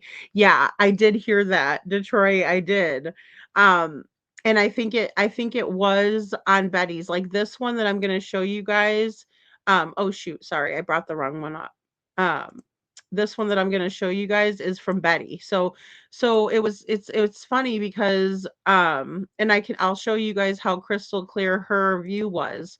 So you can see it here is kind of like the full view. So, you know, you can see like the signs, people have their signs. There's like this, you know, concrete little place right here where there's like a memorial up. And then, you know, everybody's standing with their signs over here. Let me make it bigger. There we go. But I mean, her camera was kind of far away from the street view. And let me go ahead with this. So this is the whole thing. And here's where the officers start walking up. Now we have him pointing this way. We have this officer is just walking in front of him. So before he was in front of her and now she's in front of him type of a thing. So he's pointing and he's doing gestures, right?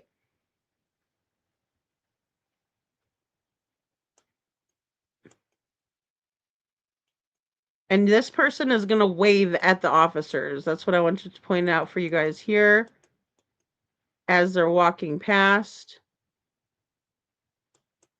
He's staring them down, right? He's staring. You can see that he's looking over. Again, she's looking forward. He's looking over, provoking a situation. This is after the first instance, right? So there were two separate instances. Jen and Jeff are wonderful.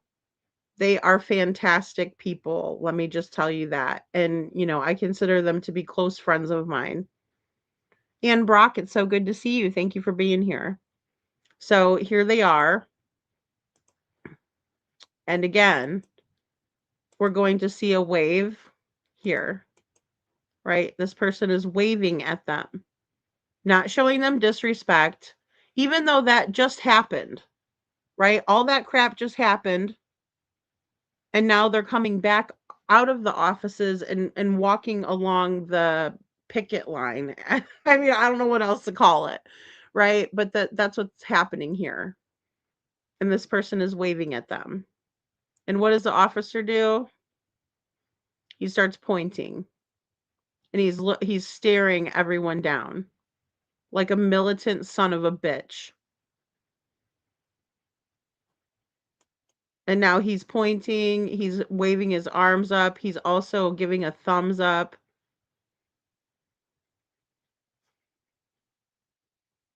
And then he's pointing again, in my opinion.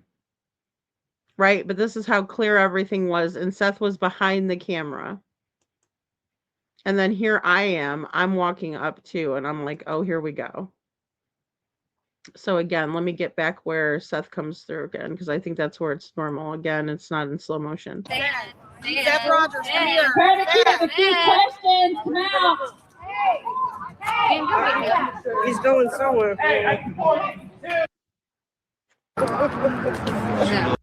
Okay. So then Seth comes up and he starts talking to the officers across the street. So his voice is elevated, right? So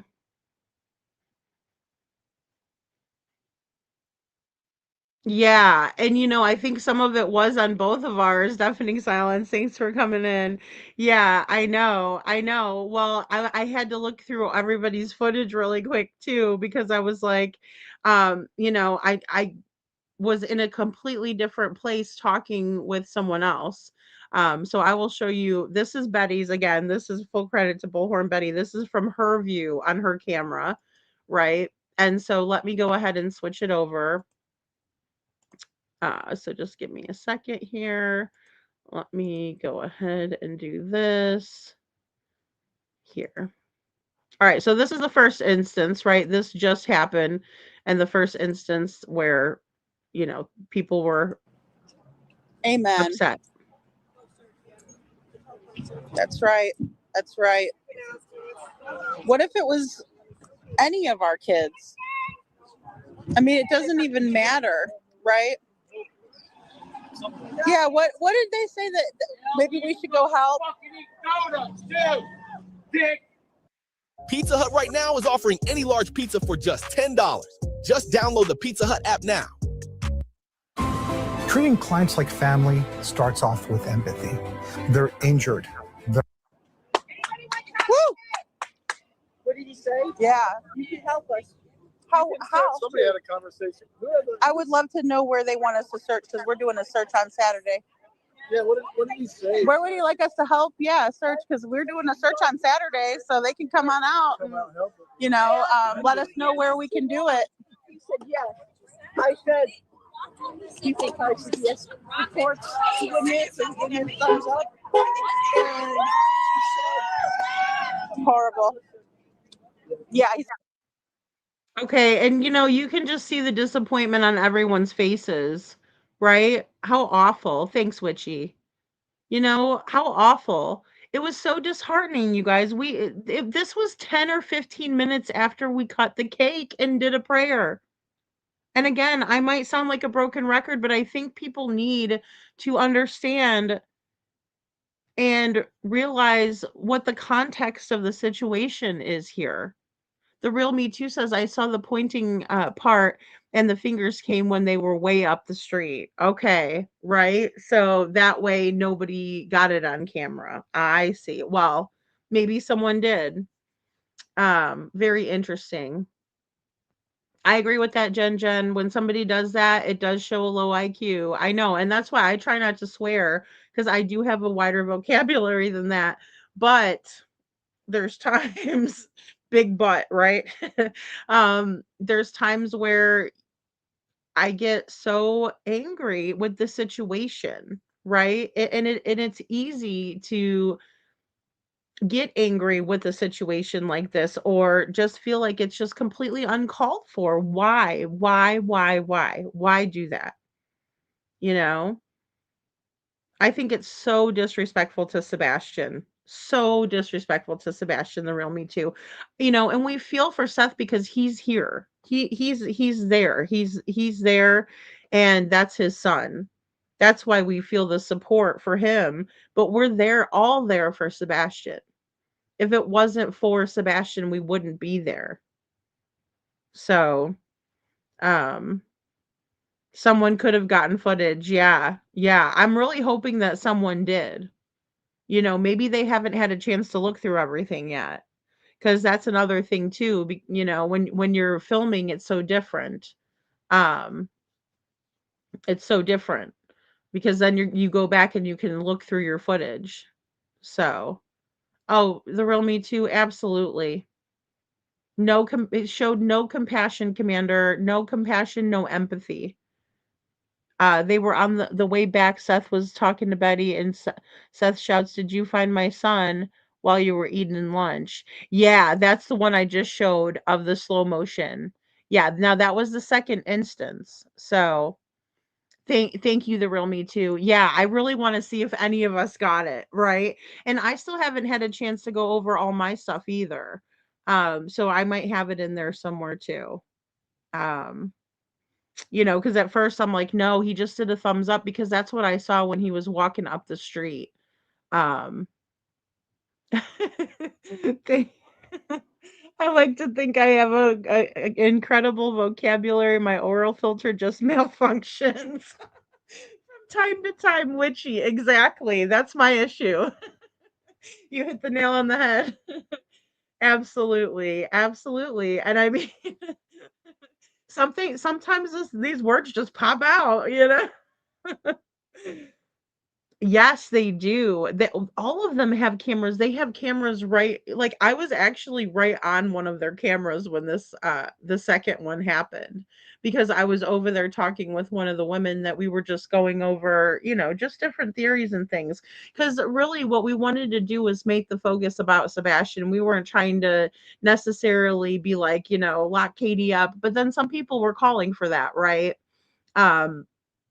And rightfully so. So the great thing about being Americans is that we have the full right to voice our opinions and speak up. When we feel like we need to, we can say what we want. And so there were people that were absolutely there and wanting action taken against Katie because Katie was the last one with her son, right? But like all the signs that I made were basically for Sebastian, right? Honk for Sebastian, bring Sebastian home to his dad. I put a couple of quotes on on my signage too. So I think that is so important to make sure that we keep Sebastian at the forefront. But I also don't fault other people who were voicing their concerns and their opinions, because that's what we have the right to do in our country. And there's literally people who are still dying to this day in order for us to have the freedom to do that, right? That's what they are serving, protecting and serving for, and our armed forces, is to keep America and our values in the way that we have always done things per our Constitution, right? As soon as that was put into place, um, that's part of what we're allowed to do here that many other countries are not allowed to do. We're even able to tease our president, right? Like, we have full freedom of speech, and it's however people would like to use that right. But it's always more effective if we do it in the way that we did it here, I think. So here we go. Said you could help, but I heard, yeah, you're welcome to help. Okay, I heard something like that too. I'm like, wait, what? Wait, what? But they're the ones not doing anything, so. No, they're not. I just stared them down, just like, how dare you talk to me? Yeah, I dare you to say something. Cross the line. Go And ahead. like I told you guys yesterday, they're parked all the way the hell clear down there. I wish I could zoom in. Thank you. They're all the way down, guys. Like, usually when Seth was here the first time, they were parking in this big parking lot. Now, I will say, I appreciate them letting us have a place to park. We did park right across the street, but I want you guys to see this. I want you guys to see this because this is important. Now, this is the area where they, redid the parking zone, right? This is where Seth was across the street here at the Bales Bondsman. They were allowing him to park over there. There's a big parking lot over here. A big parking lot. And I'm sorry, StreamYard's a little weird when you're not sitting in front of a camera. So I apologize if it's a bad view. But check that out. And then we have parking over here, right? 30-minute parking. They're parked all the way down across the street, and they were walking. They're pissed off because they have to walk across the street. Well, how about you come out here and give us a hand? They want to tell us why don't you help? Well, we're going to search on Saturday. They can help by searching, by telling us where to search, or, maybe just don't even say anything besides say, I'm sorry. I'm sorry your son's still missing. I'm sorry your son is missing. No type of empathy, no type of anything, right? I mean, I understand they're pissed off. I'd be pissed off if somebody made a fool out of me too. But look where they're parked. Look where these guys are parked. And you see where that news lady is across the street there? You see where she is? It's more than an SUV. It's your Chevy Equinox with everything on one screen. At Wells Fargo, we get it. Ella started her business because she loves... Yeah, that's across the street. Let me show you where all the sheriffs are parking. I mean, this is just clear ridiculous. I would expect more out of our public servants. I really would. Because I respect law enforcement. I'm thankful for them. I'm grateful for them. But when they act a fool, you best believe I'm going to point it out. And look, all of them parked over there, pissed off that they have to walk around, and then they have to stop at the light, and then they have to cross the street. And instead of saying something kind, they decide to say something absolutely rude and foul. And I'm glad I was live for this. I'm glad I was live for that, to see it. Hi, are you going? It was so good to see you. Third shift, so I got to get home and get some sleep. Yes, thank you. So I go back down tonight, work. So, yes. Oh, good. What are you guys doing tomorrow, or y'all? We're gonna take a break tomorrow, and then Saturday we're searching. So if you want to, we are going to search at just over by beach. Oh yeah, like Ritz Creek. Yeah. Okay, guys, and I just want to point out the time too, because I'm going to talk with this lady for a little while, and we're going to discuss a couple of topics.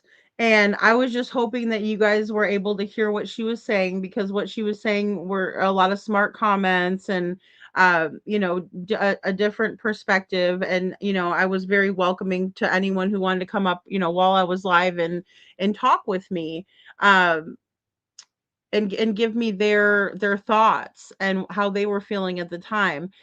So not much time passed between one event to the next, and yeah, we had police coming by and waving it as well. The real Me Too, we did. And Gallatin police were definitely showing up and showing out for that. um I know it's so strange, Commander Alpha Turkey. Yeah, many of them hate people exercising their rights, and they don't like the authority being questioned. And I mean, I understand that, because, any of us that have been in a position of authority, when we're being questioned, it's an uncomfortable situation, but sometimes it's necessary, and in this instance, I think it is necessary. And, I agree with you. They do not like it. They don't. But then again, these are the same people that say that they stand with the constitutional values of America and of Americans, but yet they don't want us out there voicing our concerns in a peaceful, respectful manner. And I do think it was we were very calm and friendly and peaceful, and that's what represents Sebastian's army, right? And I think that bothered them. I think they wanted us to come out of character, and so they figured they would a little bit to see what would happen here. And really, all they did was make an ass out of themselves, in my opinion. Asses, plural. Because all those floodwaters coming through, we thought maybe we could find something. And, those culverts next to the construction area were open. And just huge. Oh yeah, so Jen's like, maybe if something happened, or if he was able to get out of the house undetected. I wish they would tell us whether they legit have footage they know or not. Yeah, just tell us. We need to know that for sure. I mean, that way we can start looking in the right spots. If we knew that for sure, then that would narrow down a lot. Yeah, absolutely. You know what I think? My opinion, I think Betty went out that morning in the morning. Came out in the trunk. That's why she left the house. Yeah.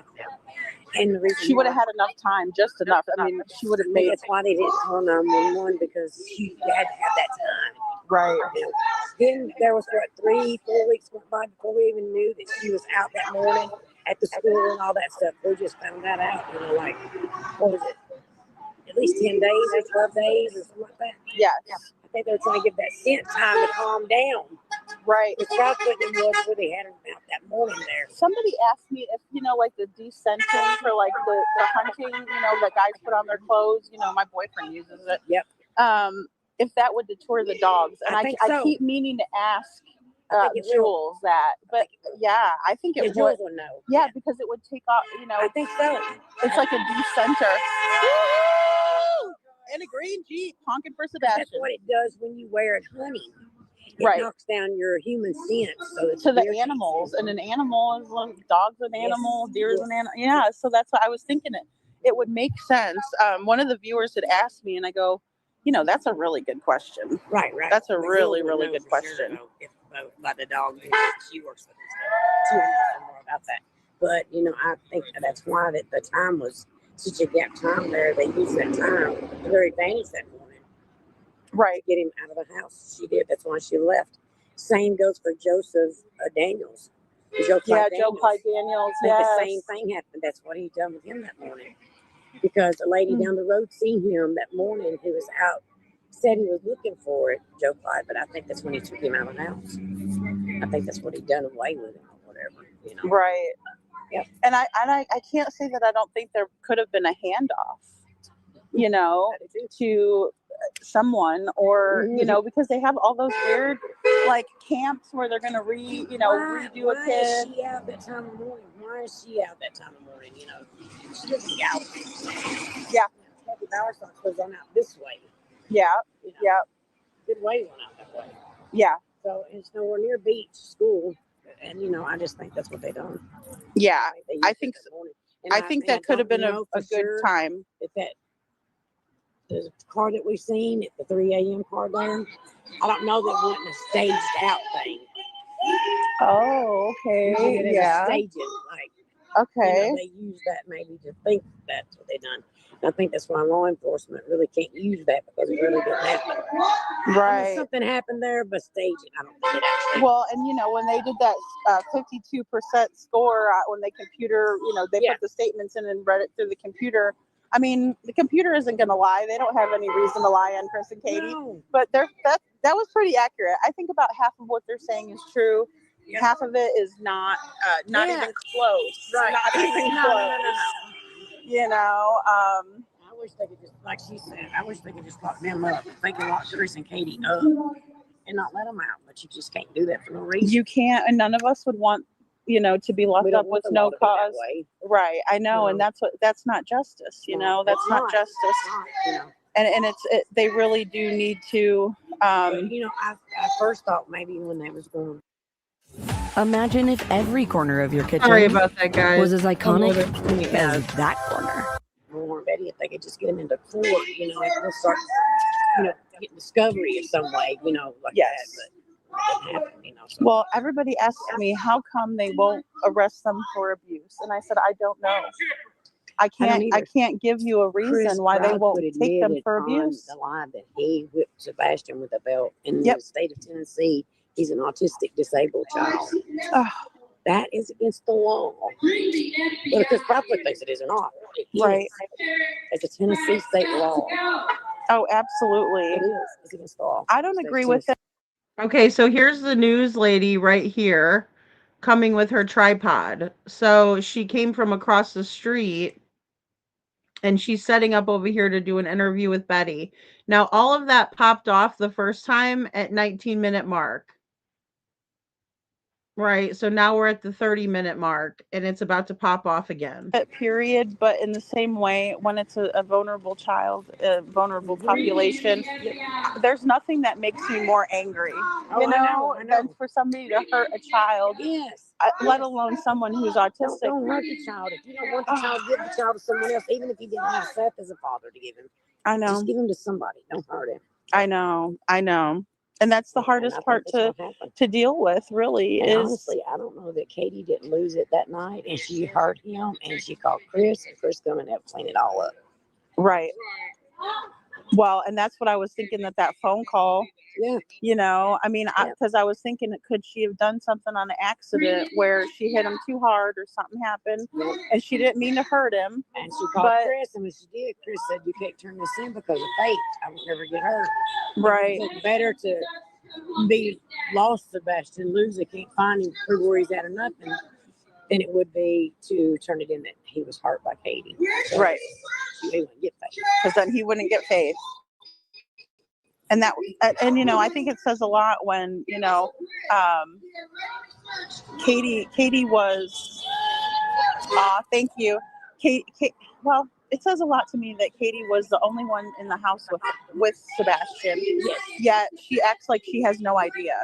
Right. You know, that's what's weird to me. And it always has Chris been. knows it all. And Chris is, he never says like, you know, Katie, remember when we were talking on the phone and you know what I mean? As if he was on the phone with her.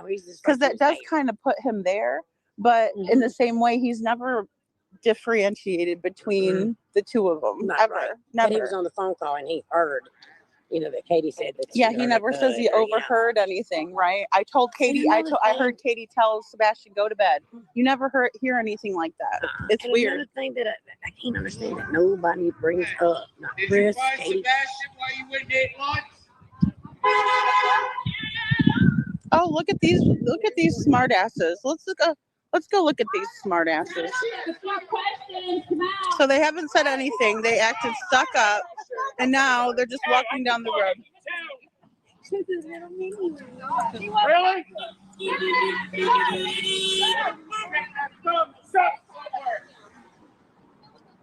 Use your hat to wipe. Go look for Sebastian. Yeah. Cowards. Cowards. My son. You're being disrespectful. Cowards. My Cowards. son doesn't go missing. Not yours. Your son doesn't go missing. What's your badge number? What's your badge number? His badge number is 006. I'm right here. Stop. Keep going. My son's missing. They're pissed off because they have to walk around the block. Microphone. Seth, get the microphone. I don't need a microphone. Oh! Walk of shame. Absolutely shameful. That was awful. It's best not to say a damn word, isn't it? Just don't say anything. Too long. And then they did it. They wanted just 2 years. Yeah, they're trying to stir the pot. 2 years is too long. 2 years is too long. 2 years is too long. 2 years is too long. 2 years is too long. 2 years is too long. You don't want the pressure? You don't want the pressure? Do something. Do something. You don't want any pressure? Do something. Sebastian help his dad. Unbelievable. Okay, okay, guys. So I'm guessing it's in this part right here. So I might have to. Well, it looks like I need to just go ahead and take it. But yeah, I think you're right. So Crazy Bird saying at 33. So that was what 14 minutes later. So they didn't even have a they didn't even do anything in the building besides walk back out and around again. So very interesting, because I figured that there was more time in between and maybe they went to go eat lunch or something happened in between, but it appears that they came back around just to stir the pot, in my opinion. Thank you. Unbelievable. I sure did. I sure did. Yeah, I was over there talking about, we were theorizing about the case, and they came through just acting a fool. Unbelievable, right? Unbelievable. Unbelievable. And that's how they act. They work for the community. Their paychecks come from this community, and this is how they act. This is what they do. Now you see why we had to come down here for this? Because of the way they act, because of their actions, because they're not respectful. As a matter of fact, they're disrespectful.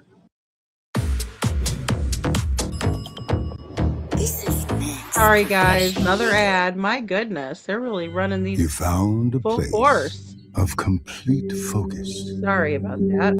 And that's the whole issue. People say, well, how come you would come all the way down here? Why would you go? Thank you, hon. Why would you go all the way to Tennessee? You don't live in Tennessee. You don't have to worry about the laws there, right? You don't have to worry about the laws in Tennessee because you don't live there. You live in Florida. But guess what? An injustice anywhere is an injustice everywhere. And that's why, just the way that they acted today, they couldn't help themselves, could they? They couldn't help themselves. They couldn't help themselves. They had to come down here, and instead of ignoring or just walking past, they're pissed off because they have to park down the street, right? They have to park down the street.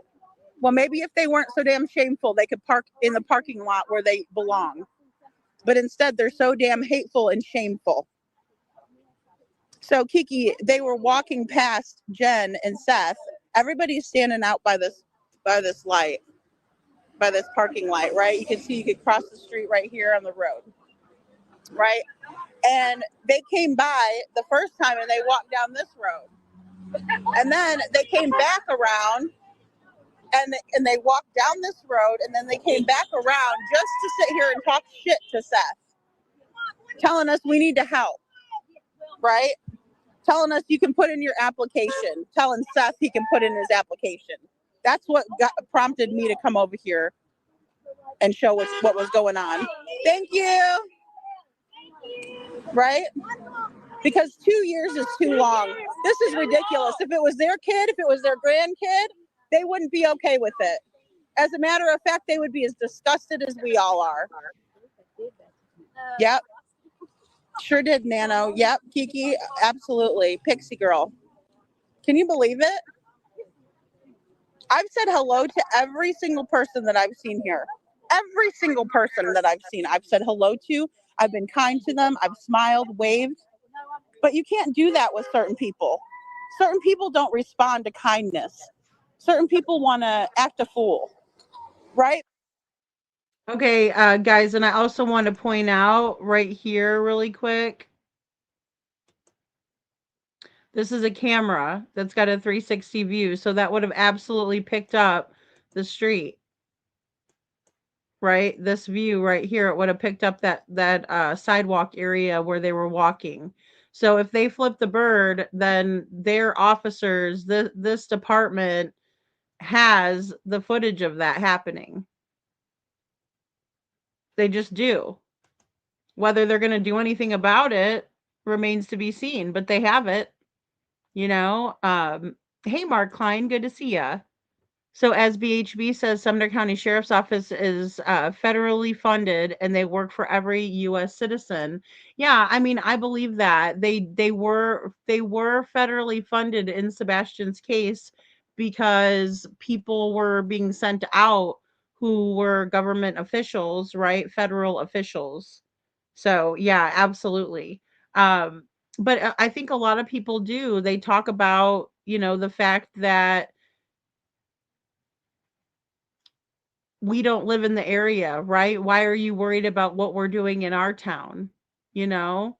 Um, so KJ says, in my opinion, if CP and KP were being 52% truthful, then they were using memories of a different night when CP was home from an experiential memory, pretending it was just the night of the 25th. Well, and you know, he never uses any statements as if he was over the phone with her, right? And I think that speaks volumes as well. Yeah, I think it's a good idea, and you know, I'm sure his PI is on that, Detroit, because yeah, we need to figure it out. The other businesses could have footage of what happened. No doubt about it. No doubt about it.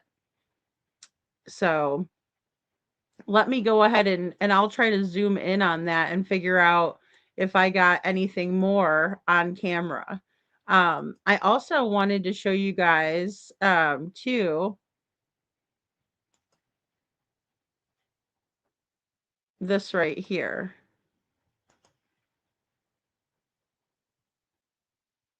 Let's see here, because they were absolutely circling around us.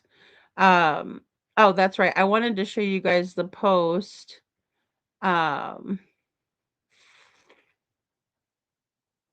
Okay.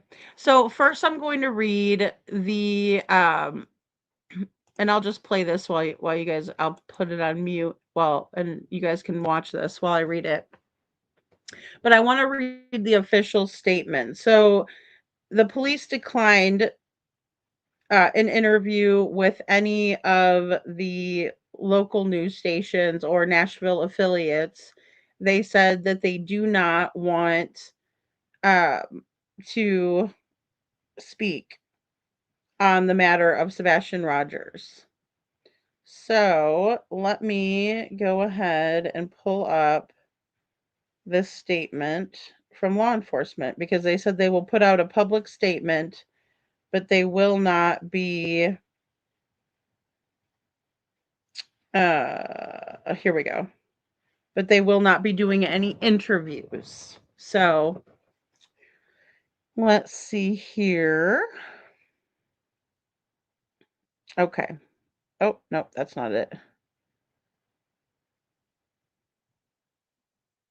All right, here we go.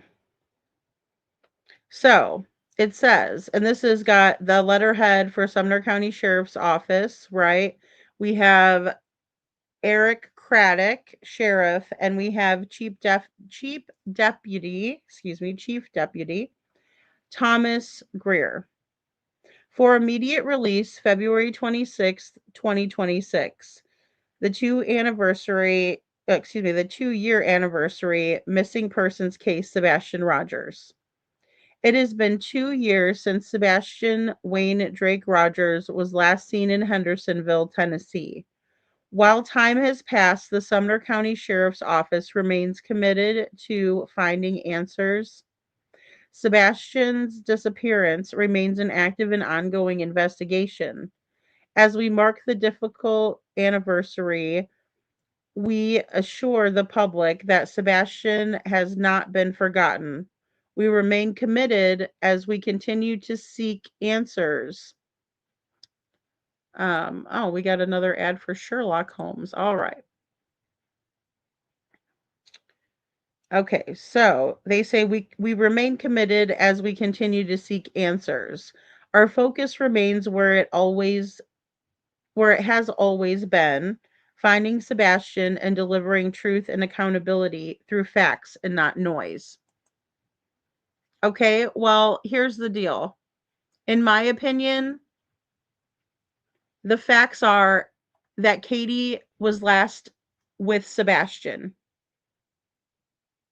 I don't think that can be disputed. From her own mouth, she said that she was the last one with her son and the only other person in the house with her son. So how is that not a fact? And I think when they're referring to noise, I think they're referring to us. Right? I know, Cheryl, I can't believe these ads. So Sebastian remains a missing person, they say, and his disappearance continues to be treated as an active and open investigation. So they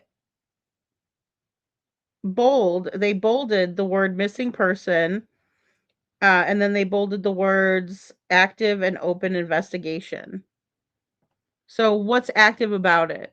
Because I haven't actively seen them do anything besides act like an asshole. All right. From the beginning, this case has involved extensive law enforcement coordination, including local, state, and federal partners. Law enforcement agencies, including the Sumner County Sheriff's Office, Tennessee Bureau of Investigation, and Federal Bureau of Investigation, continue to follow every credible lead. The FBI is still offering a reward for information that could lead to the whereabouts or to the arrest and conviction of those responsible for his disappearance. The Sumner County Sheriff's Office urges the public to rely only on official information released through law enforcement channels. Rumors, speculation, and unverified claims, including social media posts that misrepresent investigative facts, distract from the investigation and lead to misinformation. Okay, but look at mainstream media. Now, I'm not trying to bash mainstream media, but I will tell you that they are well known for spreading misinformation. And this is what I'm talking about. Just bear with me.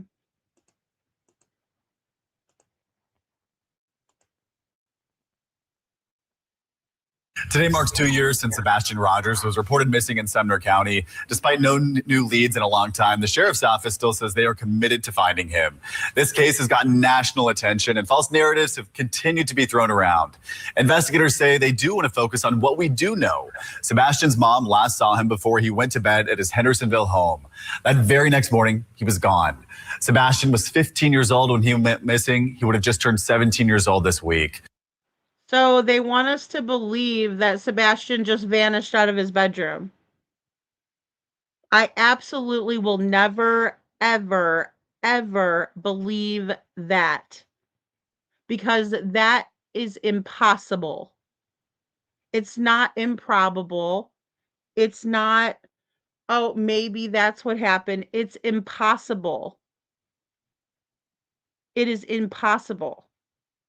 So I am never, ever, ever going to believe that Sebastian just vanished, poof, gone out of his bedroom.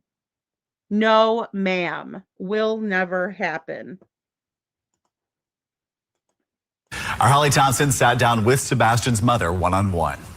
Do you think enough is being done to find Sebastian? I don't think it'll ever be enough until we bring him home. Until we bring him home. And then she closes her eyes. Until we bring him home. Who's we, Katie? Because you're the one that has the answers. I don't think that there are enough people that know about him. And my goal is to increase that awareness as much as possible. But you can sit on a panel for almost 8 hours and not talk about your son at all. So you don't think enough people know about him, but you could sit up there for hours on a panel? I mean, it's just pure lies. Pure lies. You know? I know. I cannot believe they didn't catch it, Detroit. If they didn't catch it, then they weren't doing their job properly and covering the story, right? And it's total bullshit. Total bullshit. I mean, again, guys, we see no forehead wrinkles. We see no downward turn. All we see is nasty, chapped, crusty lips telling lies.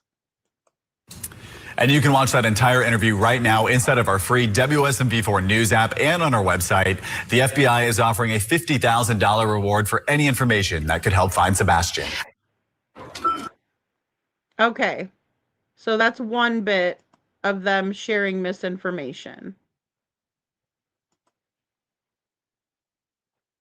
Now let's go back to this one here. I don't want to do something protests. I can't even believe they put me on the news. My God. All right. Here we go. 2 years ago tonight. Oh, wait. Maybe this is not the one I wanted. Sorry, guys. I think it was before I saw Mr. and Mrs. E's post. No, it's not that one. I thought I shared that out. Oh, there it is. It's this one. There we go.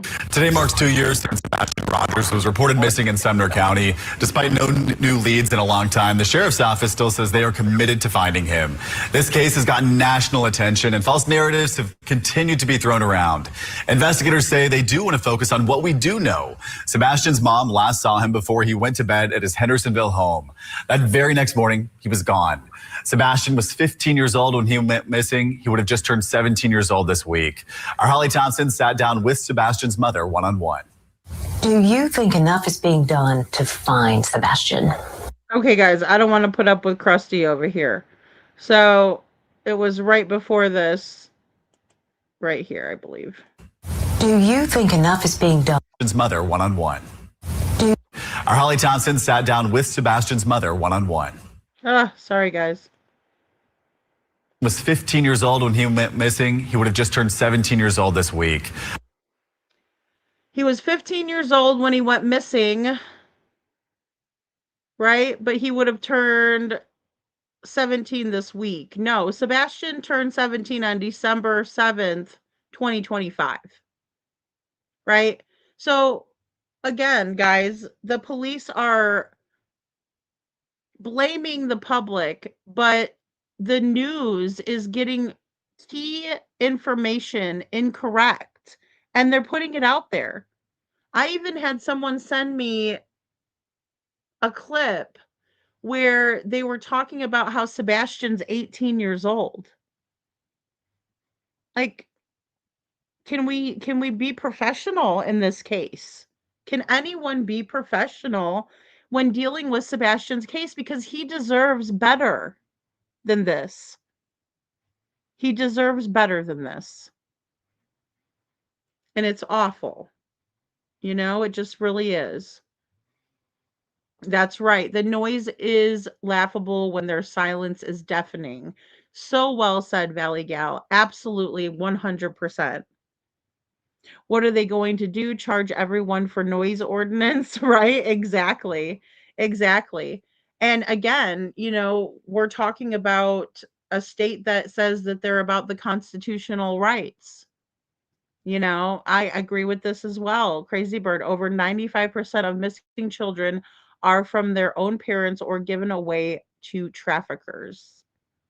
And I think that that is a very strong possibility in Sebastian's case. I do.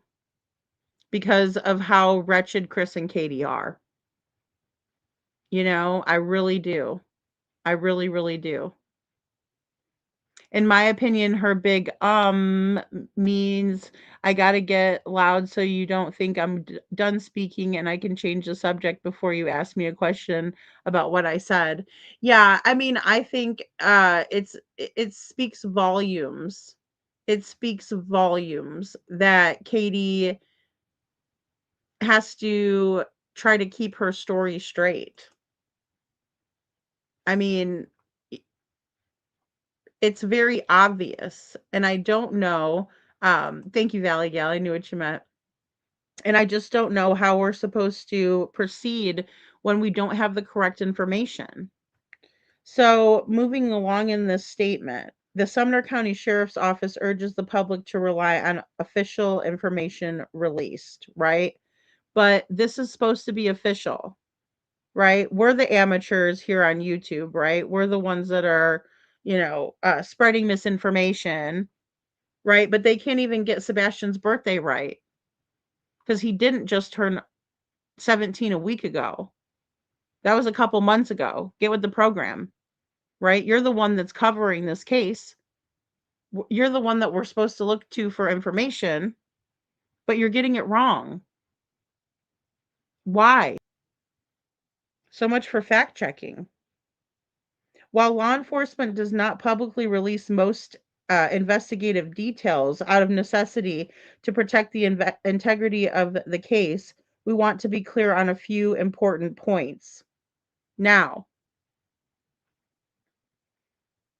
when it comes to these statements, I just have to say before I read them that there is nothing wrong with verifying the alibis of the parents unless they are key people of interest, in my opinion.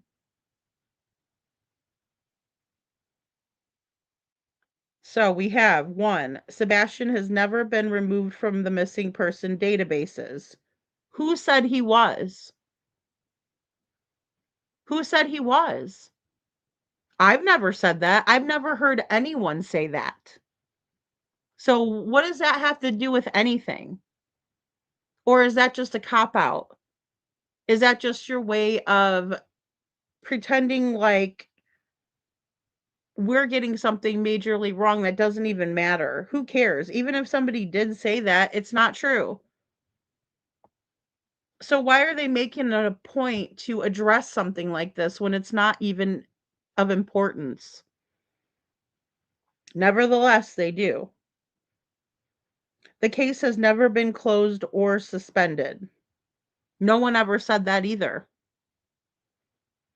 All credible tips are reviewed and followed up with appropriately.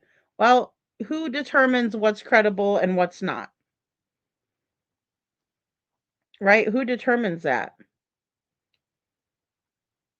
Because obviously we have leads that I know for a fact Seth has said that they weren't followed up on. So who determines what is worthy of follow-up and what's not? I'm just wondering. And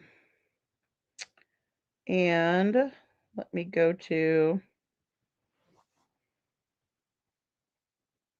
give me 1 second. I need to pull this up on my Facebook here. I apologize. Because I could see that the screenshot got cut off that was sent to me, so I want to make sure that I have it.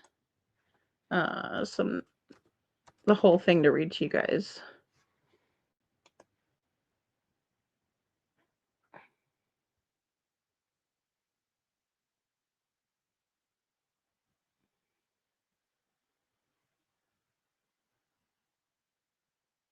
Okay, bear with me here.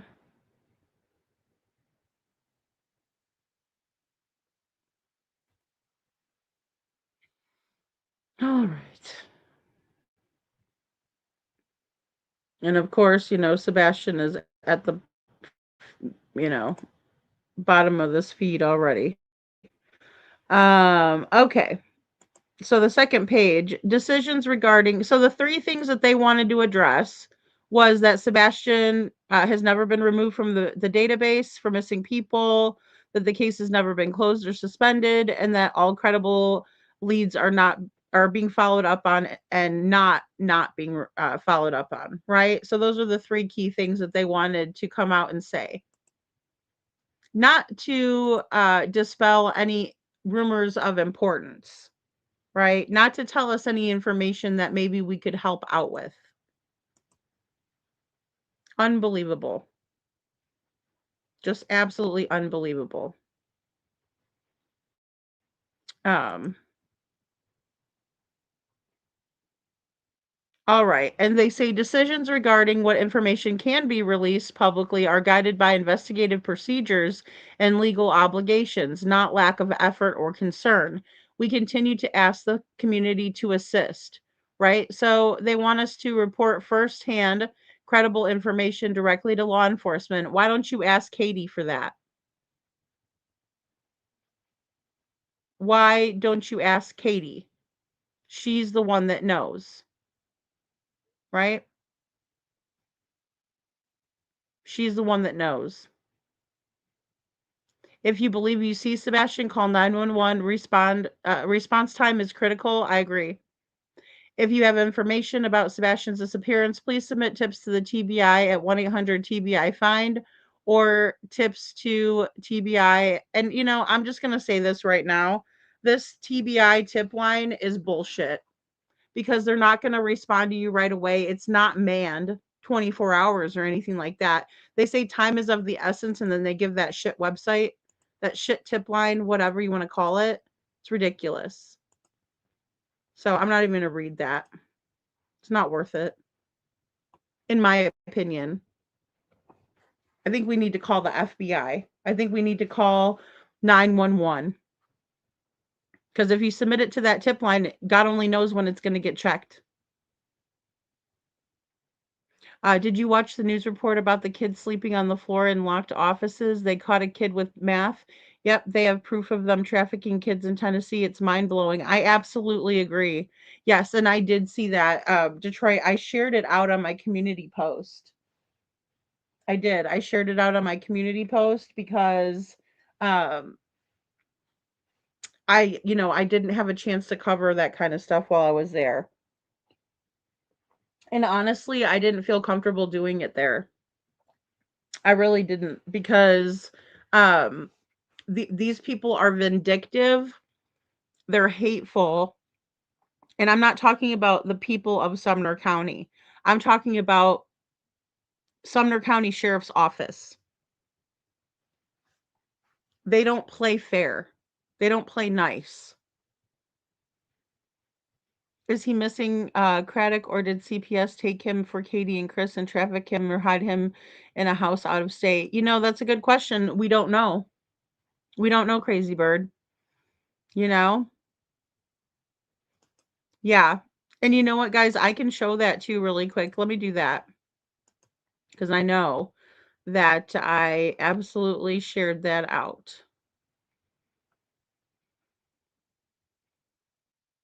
Oh, here's Craddock coming in hot in the morning.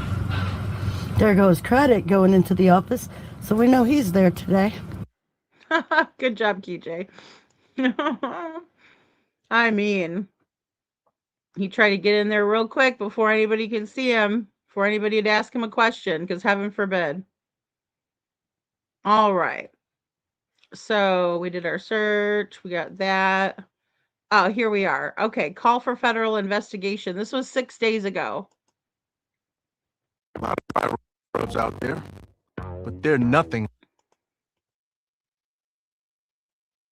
And let me just read this description for you guys.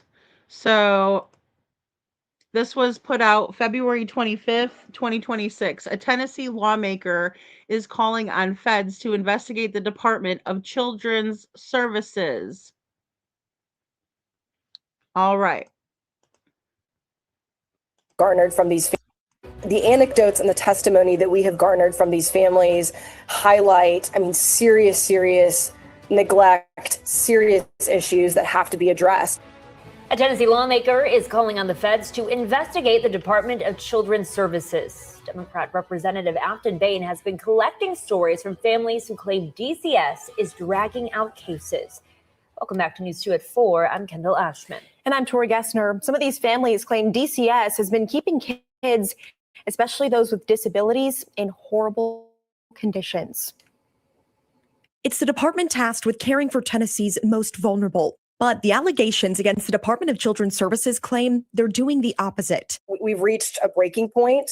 A department with a history of problems. Democratic Representative Afton Bain is now calling on the U.S. Department of Justice to investigate DCS, collecting stories from Tennessee families directly impacted.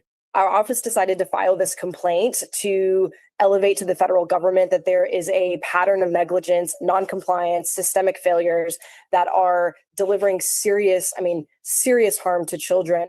Among the allegations, horrible living conditions for kids and accusations DCS segregates children who have disabilities. Families and disability rights groups have filed several lawsuits against the department, laying out multiple allegations of physical and psychological abuse. Plus, just this week, a new report by Tennessee's Second Look Commission highlighted a child in state custody reportedly using meth inside DCS offices, and another running away with a second child in state custody and sex trafficking them. This spans across socioeconomic class. This spans across race. These kids are not being reunited with their families. And not only that, but particularly with kids with disabilities, we are just seeing abhorrent conditions within DCS, and it is unacceptable. It comes as DCS is set to go before lawmakers today to ask for more money in the budget. Representative Bain says some Tennessee Republicans, which have a supermajority in the state, have said behind closed doors they're horrified at the allegations. She hopes some of them take her. All right, so that's a key right there. I'll rewind that, but did you hear that? Did you guys hear that? The Republicans who are supposed to be upholding these high values, and they go over there and they look down on the left and they say all of this stuff, right? I'm in the middle. I don't particularly enjoy talking about politics because, I kind of like to keep bar rules in here. Let's not go there, right? But in the same way, these are the people that are governing all of us, right? They're using kids to traffic kids. There's allegations that they're segregating children with disabilities, right? That the living conditions are, quote, abhorrent for these children. And behind closed doors, they're saying it's horrible. They're agreeing, but they're not being public with it. That is the main problem right there. Don't just talk about it, be about it. These children deserve better. And there is no reason for them to hide behind closed doors and talk while they sip their expensive ass whiskey and smoke their cigars and say, oh, that's horrible. That must suck to be them. No, stand up against it. Because you know what? That's what I support. Values. Values. And another thing, why are they not coming out and speaking out when it's necessary? Chicken shits. State have said behind closed doors they're horrified at the allegations. The Republicans have said behind closed doors that they're horrified by these conditions. And then another thing is they're asking for more money. Well, doesn't that sound familiar? Doesn't that sound familiar? They got their hand out for more money to give to these people who they know are putting these children in horrible situations. Kids trafficking kids. And it is absolutely cowardice. It is absolutely cowardice. How dare they allow for this to continue on? And then sit and say when it's time for elections that they're about hometown values and, oh, we're in the Bible Belt. I'm sick of it. I don't know about you guys, but I am so sick of it. And it's not just a Tennessee problem. It's not just a Tennessee problem. You have these people that are funding this and then behind closed doors saying how awful it is. Something has to give. Money in the budget. Representative Bain says some Tennessee Republicans, which have a supermajority in the state, have said behind closed doors they're horrified at the allegations. She hopes Representative Bain, you need to wear a recording device.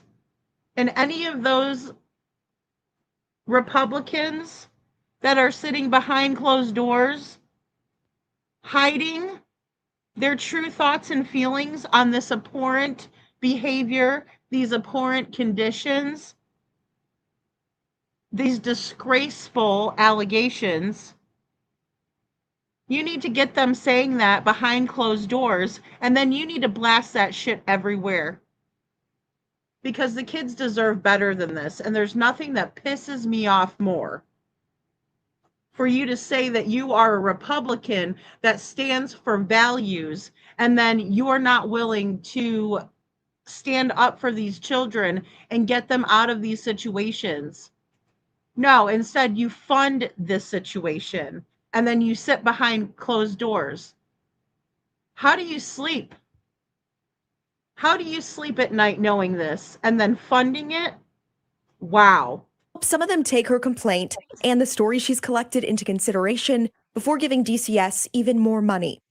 Yeah, I would say we need to. And look at this little person right here. This is a little person here.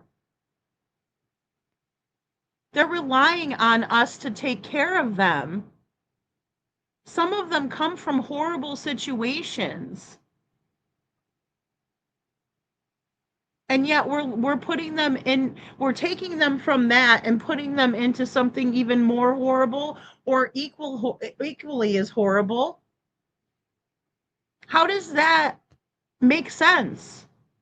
How is that okay? Look at their little hands. They need us. And just because you want to look good to some of your buddies and you don't want to go against your political party or your political affiliation, you would rather have this little child hurt, trafficked, starved, in filthy conditions? It's so wrong. It is so wrong. And when are we going to stand up? Detroit says, I have a friend who works for CPS, and part of her internship was working at the Children's Village in Detroit. She has nightmares to this day about what she saw there. Oh my God. She had to step away. She had to step away.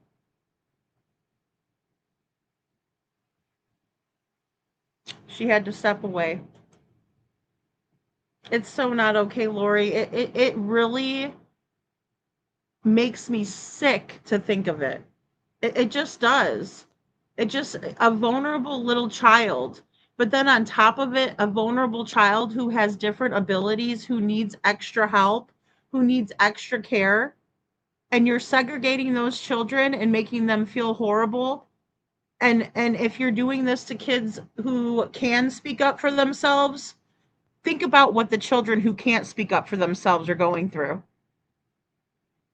Think about someone who is nonverbal.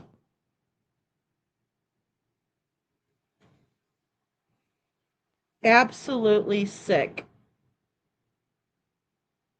She quit because no one would listen to her. I believe that, Detroit. She got written up for reporting her supervisors. My father-in-law worked for over 30 years in Detroit and California CPS, and he said it was unreal.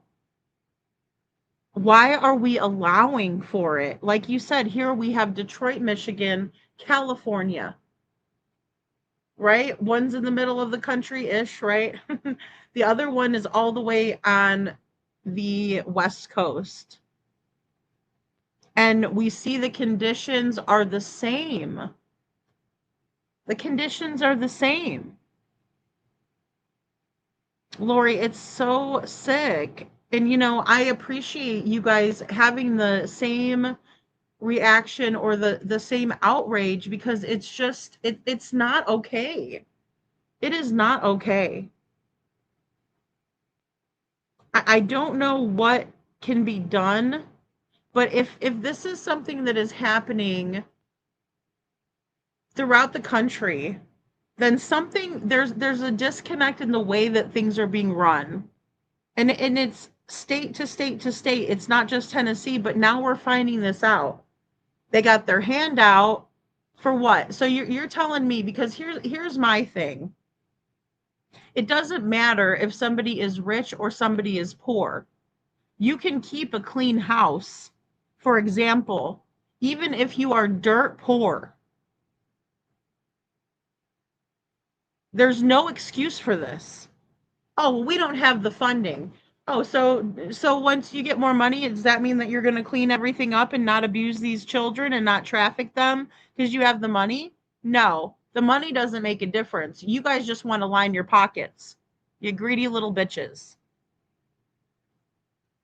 Lady, in my opinion, I moved away from California to Tennessee, and quite frankly, in my opinion, same coin, different side. I mean, Valley Gal, that's what's sad. So it makes me wonder, I mean, is there like a handbook that we don't know about that's being passed out federally or, to state? Because why are we seeing these same issues in all of these different states? It's the same thing. It's like it's a big secret that hasn't been uncovered yet. Because it shouldn't be this way. These should be isolated incidents, and they're not. They're reoccurring state to state. And these little people, these are little people we're talking about. They're the ones that are falling through the cracks. They're the ones that are being abused. They're the ones that are supposed to be our future. And we wonder why we have such high crime rate and so many young people that are absolutely destroying themselves with drugs. Why do we think that is? This is how they're growing up. Maybe that's why. Maybe that's why. And then when you have a good person that's willing to stand up against it and do something, they're the ones that are pushed out and the bad ones get to stay. Just like Detroit is saying here. And exactly, Detroit, you have good people trying to help these kids, and when they speak up, they get reprimanded and threaten to lose their job. What in the actual fuck? I agree 100,000%. It makes people not want to speak up because they want to help, and they figure, well, if I'm here, hopefully I can, do my best to help as many kids as I can. You can't beat the system. Let me try to at least do what I can. But it doesn't, the center doesn't hold. Because the core values of DFS and DCFS and CPS and DHHS or whatever the frig you want to call it, they're not doing what they're set up to be doing, right? Which is protect the children, take them out of an environment if it's unsafe for them, right? Give the parents and the families resources to reunite or whatever has to happen, right? Because there are instances where children do need to be taken out of the environment. And that's what it's set up for. But when they're taking these children out of the environment so they can sell them off to sex trafficking, what are we really doing? And how are we really helping these children? We're not. We are not. The answer is we are not. We're not doing anything to help them, especially when we know that this is happening. And thank God for whistleblowers. Crazy Bird says it's been uncovered. It's Jeffrey Island, and the top people want these children for themselves.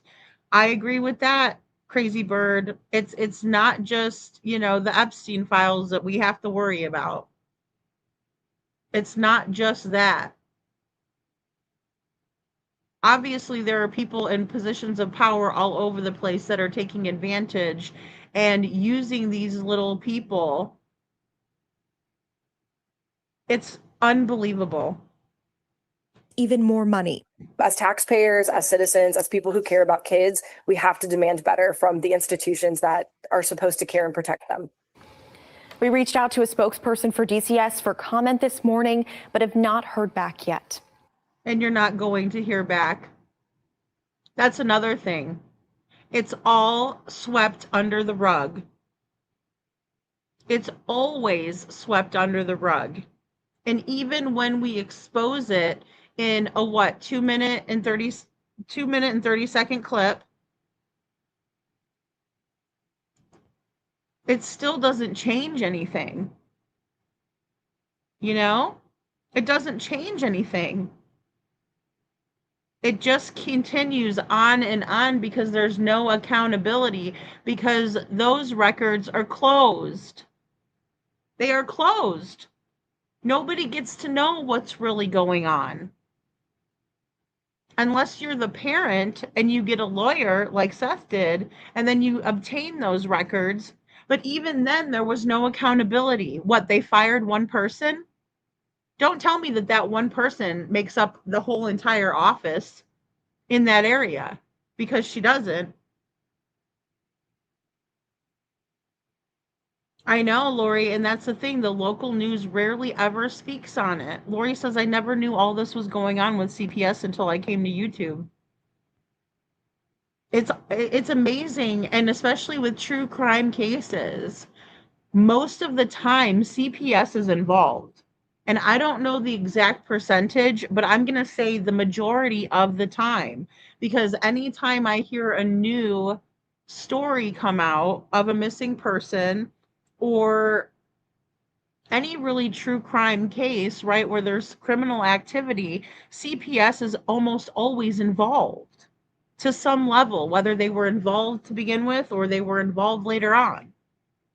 So it's absolutely insane. And I'm so glad that we have platforms like YouTube and like social media where the people can speak, because the media will hide it and just keep on sweeping it under the rug. But eventually it spills out the other side and there's nowhere else to put it. And that's what we're seeing here. No doubt. KJ says, I think if I had that worker and I had been fired by DCS, I would have gone public with that. Yeah, about Sebastian's case. Yeah, I mean, I'm surprised that she hasn't. But then again, you know, they might be brainwashed into thinking that they, you know, were doing the right thing.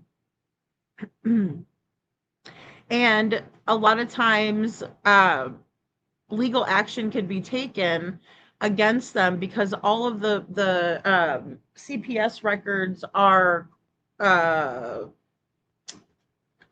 what's the word I'm looking for? I don't know why it just escaped me. I think I'm still a little bit tired from the time change and all that. I must be. But it's all not classified information. I don't want to call it classified. I don't think that's the right word for it. Confidential. See, I just needed a sip of coffee. It's all confidential and sealed. Thank you, all that is unseen. Thank you. I needed coffee and all that is unseen. Good to see you. Yeah, so they're sealed, right? Look at Harmony Montgomery's case. DCF would never have ever been exposed if it wasn't for Harmony's mom. If it wasn't for her going after them, you know? Because she sued their asses. And they still weren't held accountable. They just paid out taxpayers' money. No one was held accountable there at all. And they never will be. Because again, it's sealed, it's confidential. Thank you, KJ. It's confidential. Because they don't want people to mistrust or distrust their efforts. Oh, it's terrible. It is terrible, Detroit. Yeah, they should be shaking. They should be. I saw the victims too. The victims are still completely screwed up because of what happened to them. All right, so let's oh, this is over with. All right, so that's the face that I'm making right now too. No, I'm just kidding.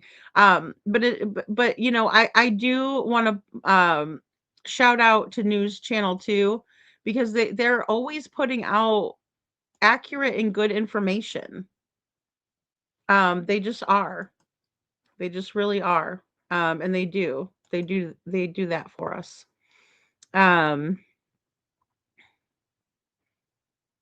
Okay, this is the one I wanted to show you guys with Seth. So just bear with me here.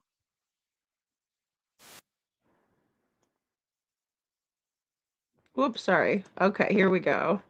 Let's do this. I'm gonna stop that and add this in.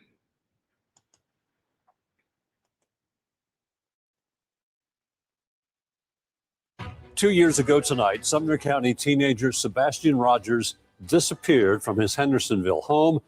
He hasn't been seen since. Good evening and welcome to News 2 at 6. I'm Bob Mueller. Sebastian was only 15 years old at the time. Search efforts began the next morning when he was reported missing.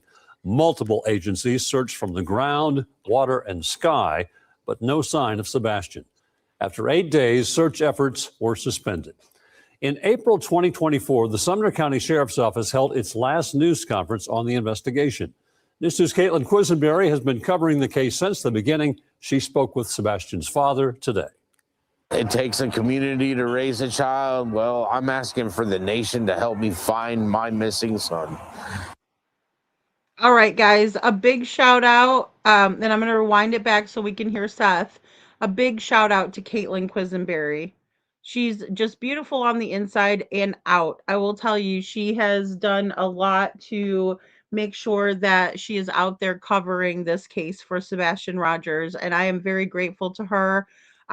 You know, I didn't get a chance to say that to her because, you know, just everything was going on, you know, it was all happening around me. So, but I would have really liked to have said that to her. So hopefully if she ever does catch, you know, Lady Freedom's Raw Narratives here, I just want to send her a big shout out and all of my love to her for being there to let Seth have a voice and making sure that she covers Sebastian's case with integrity, that like she always has. And that's my opinion. And she has been on the case from the very beginning. It takes a community to raise a child. Well, I'm asking for the nation to help me find my missing son. He's been gone for 2 years today. 15-year-old Sebastian Rogers has been missing in Sumner County for 3 days. 11 days. 6 months, 10 months. 1 year. Fast forward to today with now 2 years of no answers. 2 years without Sebastian Rogers. When I close my eyes, most of the time, I'm waking up saying his name because he's there. He's there. I close my eyes and he's there. Sebastian turned 17 years old in December. Holidays and special moments he should have spent with his family have come and gone. Sebastian is a bright light, fun, energetic, mischievous at times, but what kid isn't? For Sebastian's father, Seth Rogers, he says his days look much the same. You know, asking people to hand out flyers, talk about Sebastian. If you have anything to send the tips in. The days are long, the years are quick. Today, community members are holding up signs and demanding answers outside the Sumner County Sheriff's Office. His father asking that the Sheriff's Office step aside so the FBI can take over the case after he says the family has had no answers after 2 years. There's other agencies that could help, but they have to be willing. They have to be willing to put their ego aside for Sebastian's sake. We feel that there should be a lot more going on with him, a lot more searches, isolated searches based upon reports that were garnered during this time. And we really think time for a press conference. Seth tells me he will not stop fighting to bring Sebastian home. I love you, son. I need you to call me. My phone number is still the same. I will not change my phone number so that you can get a hold of me so I can come get you. We have. All right, guys, there's Caitlin. And that was Seth. That was Sebastian's father, for those of you who don't know. I think all of us here do know that. It's always the same with Seth, you know. It's always Sebastian is the sun coming through the clouds. We can see that by just looking at him and his smile, right? This is one of the photos that captured all of us, right? Is this photo here? The one where he is, you know, at the eye doctor, I guess it is, or maybe he's picking out some glasses. Those are the ones that I remember. Just being all over, plastered everywhere, all over the place, right? I'm so sorry, Detroit, to hear that. It's awful, the hoops they make people jump through, you know, and it's not helpful. And they always seem to get the wrong people, you know? Thank you, Brenda. Thank you so much. It's hard to watch. I mean, my heart goes out to Seth. Like I said, listening to him speak there, I feel that. You know, I can only imagine the pain that he goes through having to wake up and saying his son's name, or wake up screaming his son's name because he's looking for him. He doesn't know where he is. It's absolutely painful to watch a parent go through what Seth is going through. Faye, hello. Good morning, hun. So good to see you. Thank you for being here. Hey, Emmy. Emmy says, look at that handsome guy. Aw.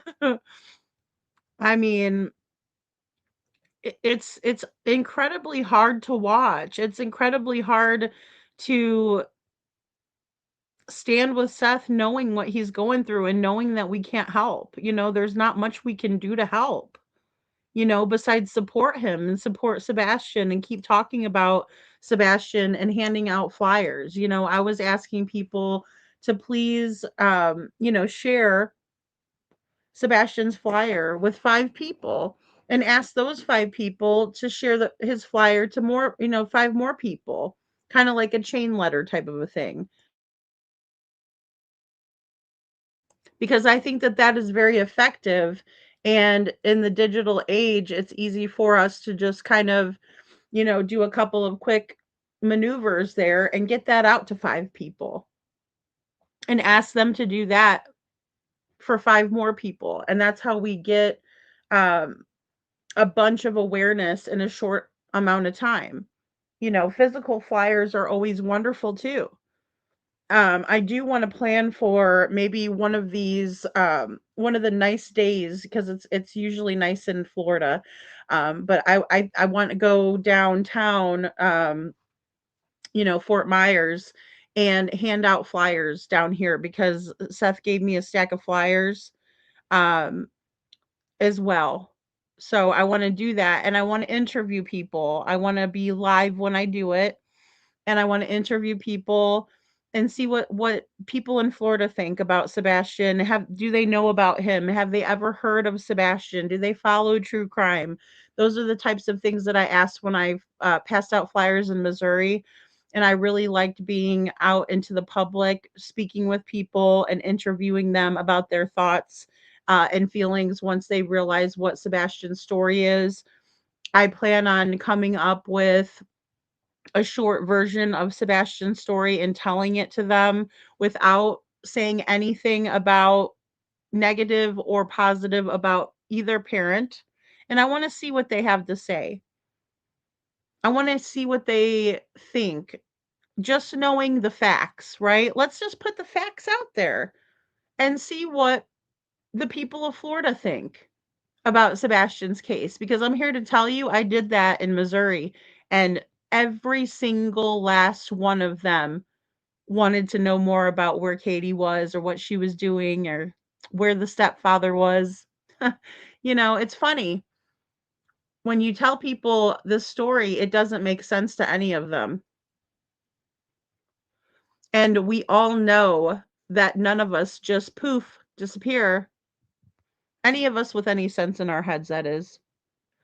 Cheryl says bullshit. Every single time the charges were unfounded and she was the one on drugs. Oh my gosh, they knew she was the liar. Yep. That's why she lost custody, and it's ridiculous. And was I mean, it takes so much time. It takes so much time up. And then who's taking care of the kids? Stressed out adults? That's unbelievable. I just can't even believe you had to deal with that. I mean, absolutely crazy. Absolutely crazy. Seth will not change his phone number like someone. Absolutely IMO. And that's the problem, is that we have a mother that's not doing anything to find her son, and she, you know, changes her number. They weren't home the other night, you know? They just weren't. Oh my gosh. And that's what they're supposed to be there for, Detroit. I mean, unbelievable. Unbelievable. Oh my goodness. I'm so glad it turned out good. Unbelievable. Aw, thank you, Faye. Faye says he's my little brother now. Have him in my prayers and worry about him every day. I mean, I do too, Faye. It's just so hard for me to move on to another case when Sebastian's still missing out there. I mean, I understand that at a certain point, we're going to be bringing in more cases. It's just it's very difficult for me to move on from Sebastian's case knowing that he still needs us to be here for him. He needs us to. It's not even a want, it's a need. Um so let me show you guys let me take this down.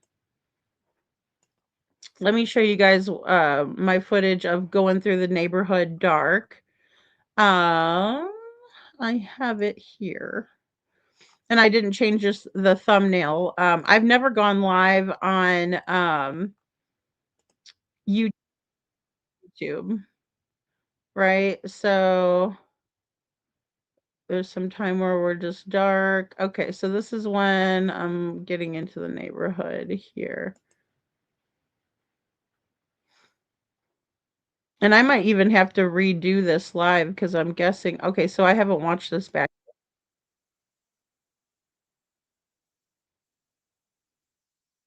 Okay, never mind. I can't flip it around unless it does flip. Nope, it doesn't flip. I'm sorry, guys. I just realized this, and this is why I should probably watch my lives back. Okay, so I'm gonna have to I'm probably gonna take that video down and then re-upload it. So that way it's not like an odd view. Because like I said, I've never gone live like that before. Let me make myself smaller. There we go. All right. What kind of mother changes her phone number when her son is missing? I don't know. I for the life of me, I can't figure it out.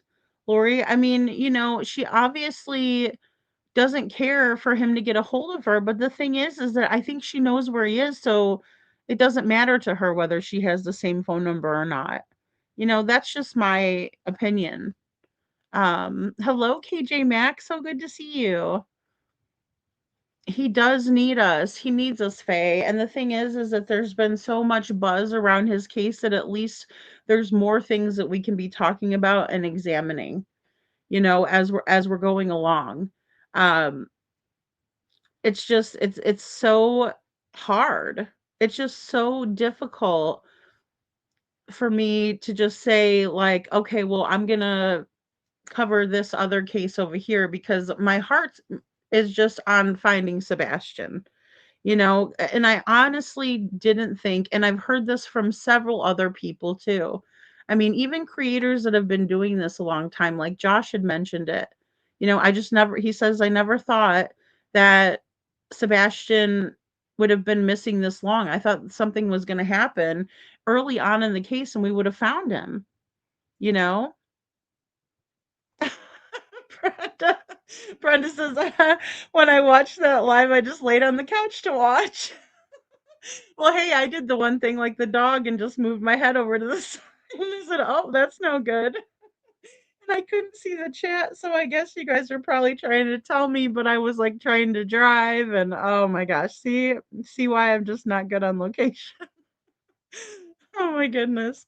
And then when I do catch stuff, it's like when the drama pops off. Wonderful, right? Oh gosh. Oh my gosh. I bet Detroit, it was a nightmare, but now she knows the truth and has risen above and beyond the trauma. Aw. She wants to make a difference for other missing and abused children. She's amazing. I'm so, so proud. Oh, you should be so, so proud, Detroit. You really should be. And, I think that's a lot of the people who do make the biggest difference is the ones that have the personal experience, because I know a lot of times emotions get in the way of logic, but if you can harness those emotions and use logic alongside, you can absolutely make a huge impact on others because you're coming from a place of direct knowledge. And I think that that's the reason why God puts us through what he puts us through, for us to understand, and as horrible as it is, because some people say, why would God do that to us? Why would he do that? If God loves me or whatever, why would he do that? Right? Why would he put me through such trials and tribulations? I think it's in order to help us see it, feel it, be a part of it, and then make a difference, right? That's how we're able to make a greater impact. That's my opinion. Because I don't have a reason why anybody would have to, especially as a child, go through any of that. Because I think that's even beyond a trial or a tribulation. I think that is direct trauma, and it absolutely shapes who we are later in our lives, and so it's just absolutely sad, especially when it comes to a person who hasn't had the time and experience to know and understand what's happening to them. But I do think that it's part of why we're put through it, you know. Thanks, Lori. Yeah. And I mean, it's just one of those things where when we rise above it, we can help other people tremendously. I mean, more than we even know. So, yeah, so we have a lot to catch up on, you guys. We do. We have a lot to catch up on. There's a lot of footage I want to review with you guys of this with this gathering of voices. I think that we absolutely did a fantastic job of showing people what it's like to exercise our right to gather together for a common cause, and that we don't need to do anything out of character, that we can represent, and we can come together to make a difference. And yes, Faye, I agree. Personal trauma brings you closer to God. I agree with that, Faye. I do. Absolutely. Absolutely. You know? So, um yeah, we just really absolutely showed up and represented well. And like I said, there were some people there that were really calling for action, and I think we all want to see something happen here. I know there was a lot of talk about there being one clue. I heard Betty talking about that too. That they're waiting for the break in the case, so to speak. But I think they have enough circumstantial evidence, in my opinion, that they could prosecute Chris and Katie. They are absolutely ridiculous. So, what I want to do tomorrow, I still want to do Mr. and Mrs. E's, but I realized it was very long. So what I want to do is I want to just piece together the parts where they're talking about Sebastian, because I mean, you guys need to go watch it. I've shared it on my community wall, but they were talking about other cases as well, like Summer Wells's case, and it was a great live. But I do want to just kind of get it just to only topics about Sebastian, just for intensive purposes of reviewing it.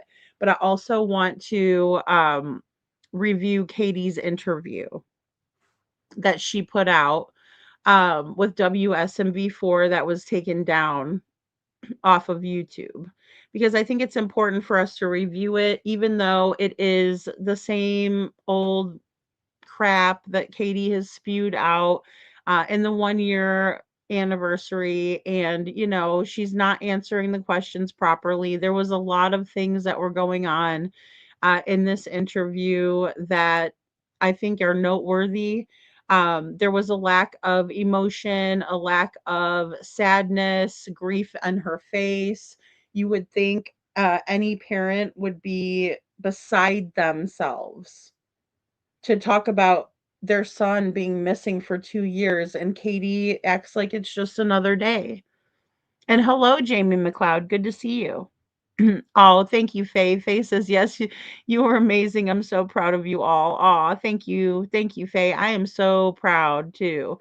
I mean, everybody just did such a wonderful job of representing Sebastian's army. Like, this is who we are. We are not, hooligans like Chris and Katie. We're not lawless crapheads. We're out there to be a voice for Sebastian and to stand with his father who wants to find him. Anybody that doesn't want to find Sebastian, I don't want to stand with them. I have no use to stand with them. And I do think they need locked up, Lori. I do. You know? Well, Bo, yeah, so with the West Virginia sighting, so that lead was given to Seth, I think it was the beginning of January. So I think it was just that, like, it was kind of a late to find Sebastian.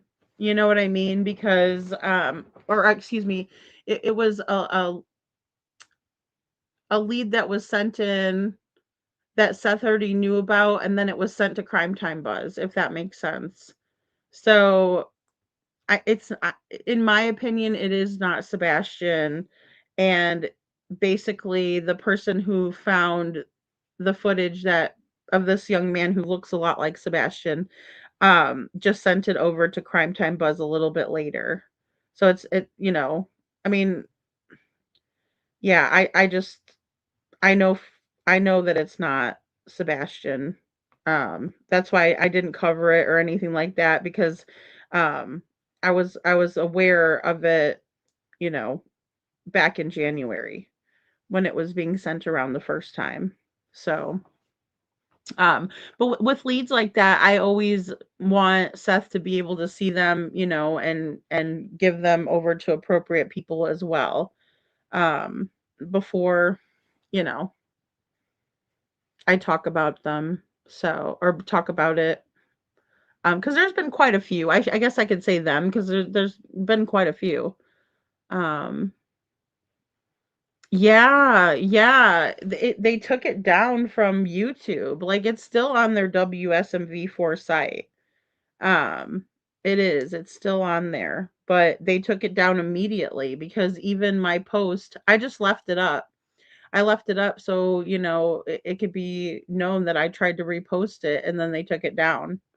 So, Aw, thank you, Detroit. It says your voices will make a difference for Sebastian and Seth, and I'm so happy you were there to speak for all of us. It was a beautiful noise that we all heard by the millions. Aw, thank you, Detroit. Oh, that makes me feel so good.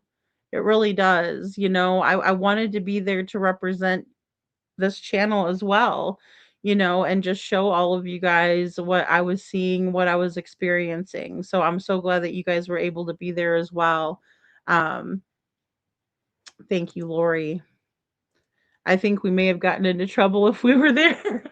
Like I said, if I was near Jen when that cop was talking down at her or to her, oh, buddy. Yeah, it would have probably been bad. It I just don't know because I don't like bullies.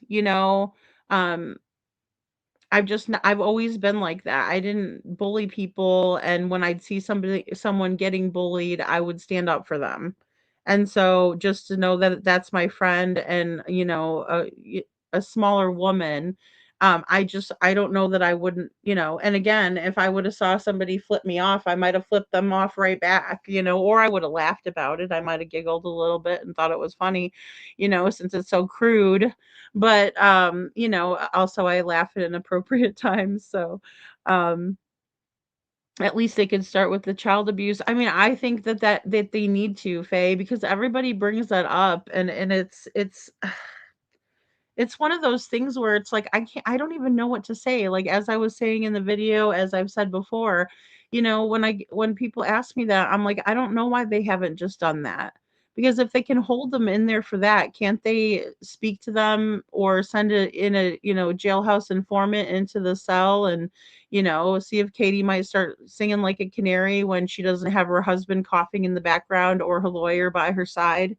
I mean, there's so many ways that they could strategize and get the truth out, but they're choosing not to, in my opinion, right?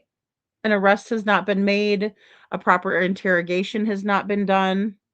Um, and as a matter of fact, since I didn't get a chance to show you this, let me go ahead and let's see here. Because I know Betty had talked to there was a bail bondsman lady that was there, and she did an amazing job with her husband, and he came up and spoke. So let me see if I can't pull that in really quick because I would like to show you guys that. Um, let's see. Honk for Sebastian day 2. I think it was, yeah, it was Honk for Sebastian day 2. So just give me a minute so I can find this lady. She was wearing a bright green blazer for Sebastian, and her husband come up to talk to Betty. So just give me a second. Okay, so no, it was. Oh, that's me and Jen talking to Betty. Okay, no, I didn't want to play that yet. All right, so let me go back to do this one. Yeah, that's this one. No, it would have been day 3. Okay, my bad. So day 3.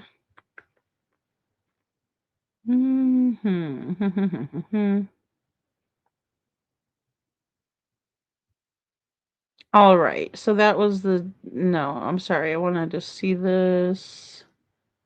Honk for Sebastian. Okay, it would have been the main event. All right. So it would have been the main event. That's right.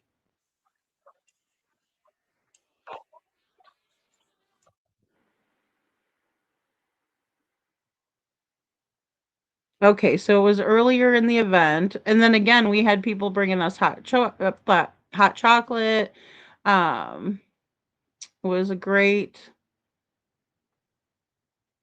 time. Oh, here she is. Okay, here's this lady. Here we go.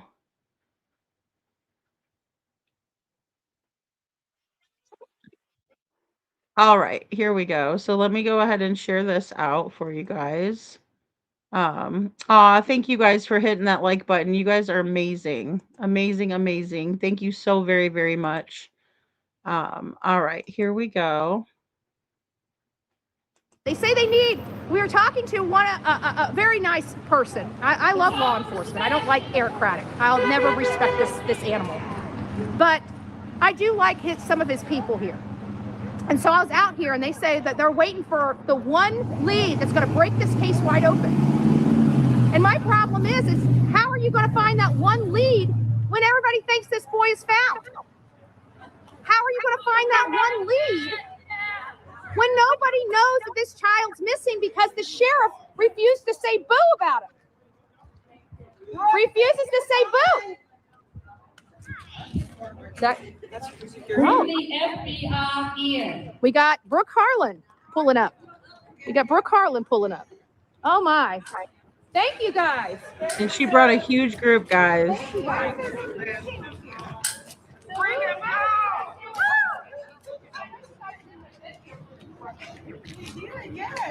That's too funny. KJ Max says if they flip you off, blow them a kiss. That's hilarious. I love that. I was saving all my kisses for all the people that were honking. I was blowing them kisses. That's funny, KJ. Thank you so much.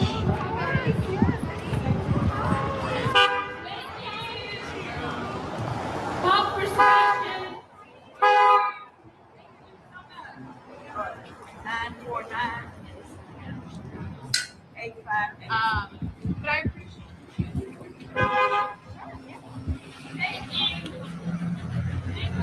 Yeah, and like I said, guys, Brooke Harlan brought a bunch of people with her. And I mean, just a whole group of people. Okay, here she comes. She's coming up. Brooke is about to talk about the Sebastian corruption here in Southern County. So hopefully you guys get a little bit. Well, thank you guys. We got a special guest. Come on up. If you guys don't know who this is Brooke Harlan, and she has a lot of followers. She's come out here to help support some of the initiatives, and she's wearing beautiful green for Sebastian. She's done an event here at the courthouse related to corruption. You want to explain a little, because we know that there's corruption that exists in this county. Oh, for sure. And there's a good old boys club that exists in this county. And so we need to put a stop to it, because it's not only just affecting Sebastian, it's affecting folks all over the place here. All over the place. So why don't you tell us what your event was about several months ago, if I recall? Yeah. So my name is Brooke Harlan Evans. I'm the owner of Brooks Bail Bonding, founder of Proverbs Innocence. What we do is we really try to come out and support the community, advocate for the people who are really victims of the system, and speak out about the injustices that go on. A lot of people are too, I would just say, scared to do that, rightfully so, because they're worried about being retaliated against. And that is why we're here today. That's why we were here several months back when they wrongfully arrested and incarcerated an artist by the name of Young Buck, one of my nearest and dearest friends. We started bringing awareness to his case, and as we were going through the motions of that, so many people reached out to us and had experienced so many injustices. And it was just one person after another. Hundreds turns into thousands. And I'm like, everyone cannot be lying about the corruption that goes on in Sumner County. No. They can't be lying about it. So many people have experienced this corruption and called for action to get these people out of here. People meaning these corrupt officials. And I think the most important takeaway that I want you to take away today is you hold the power. You hold the power to vote these pieces of shit out. Yeah. Boom. We all hold the power, and especially in this area. So this is a local person, a bails bondsman, right? That has a company that bails people out. She's talking about how she has already done a whole bunch of research and has done a demonstration on the corruption on the good old boys system and the good old boy society in Sumner County.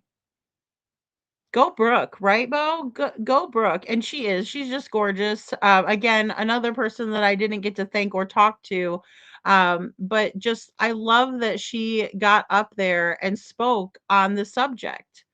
right? And she says people should be scared because they'll be retaliated against. I mean, it's wild, right? It's just wild. But it's what we all know, but they don't want us to listen to anybody like Brooke here. They don't want you guys listening to me. They don't want you guys listening to Betty. They don't want you guys listening to any of us. Even KJ, a smaller channel. Even my channel is tiny compared to some of these people and their followings. But they're even afraid of what I have to say. They don't like it. They hate it. And get some good people.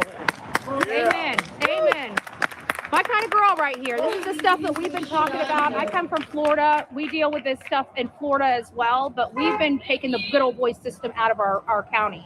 And when I came here, it wasn't until I was arrested for not committing a crime. Yeah. When I was arrested for not committing a crime in this county, that's when I realized you're trying to intimidate me. You better pack a lunch, buddy. Absolutely. You better pack a lunch because I might be small, but I'm mighty and I've got a voice. Yeah. We've got a platform. She's got a platform. We got all these beautiful souls out here. We're all in the same boat. And at the end of the day, they get to stand here. This boy does not.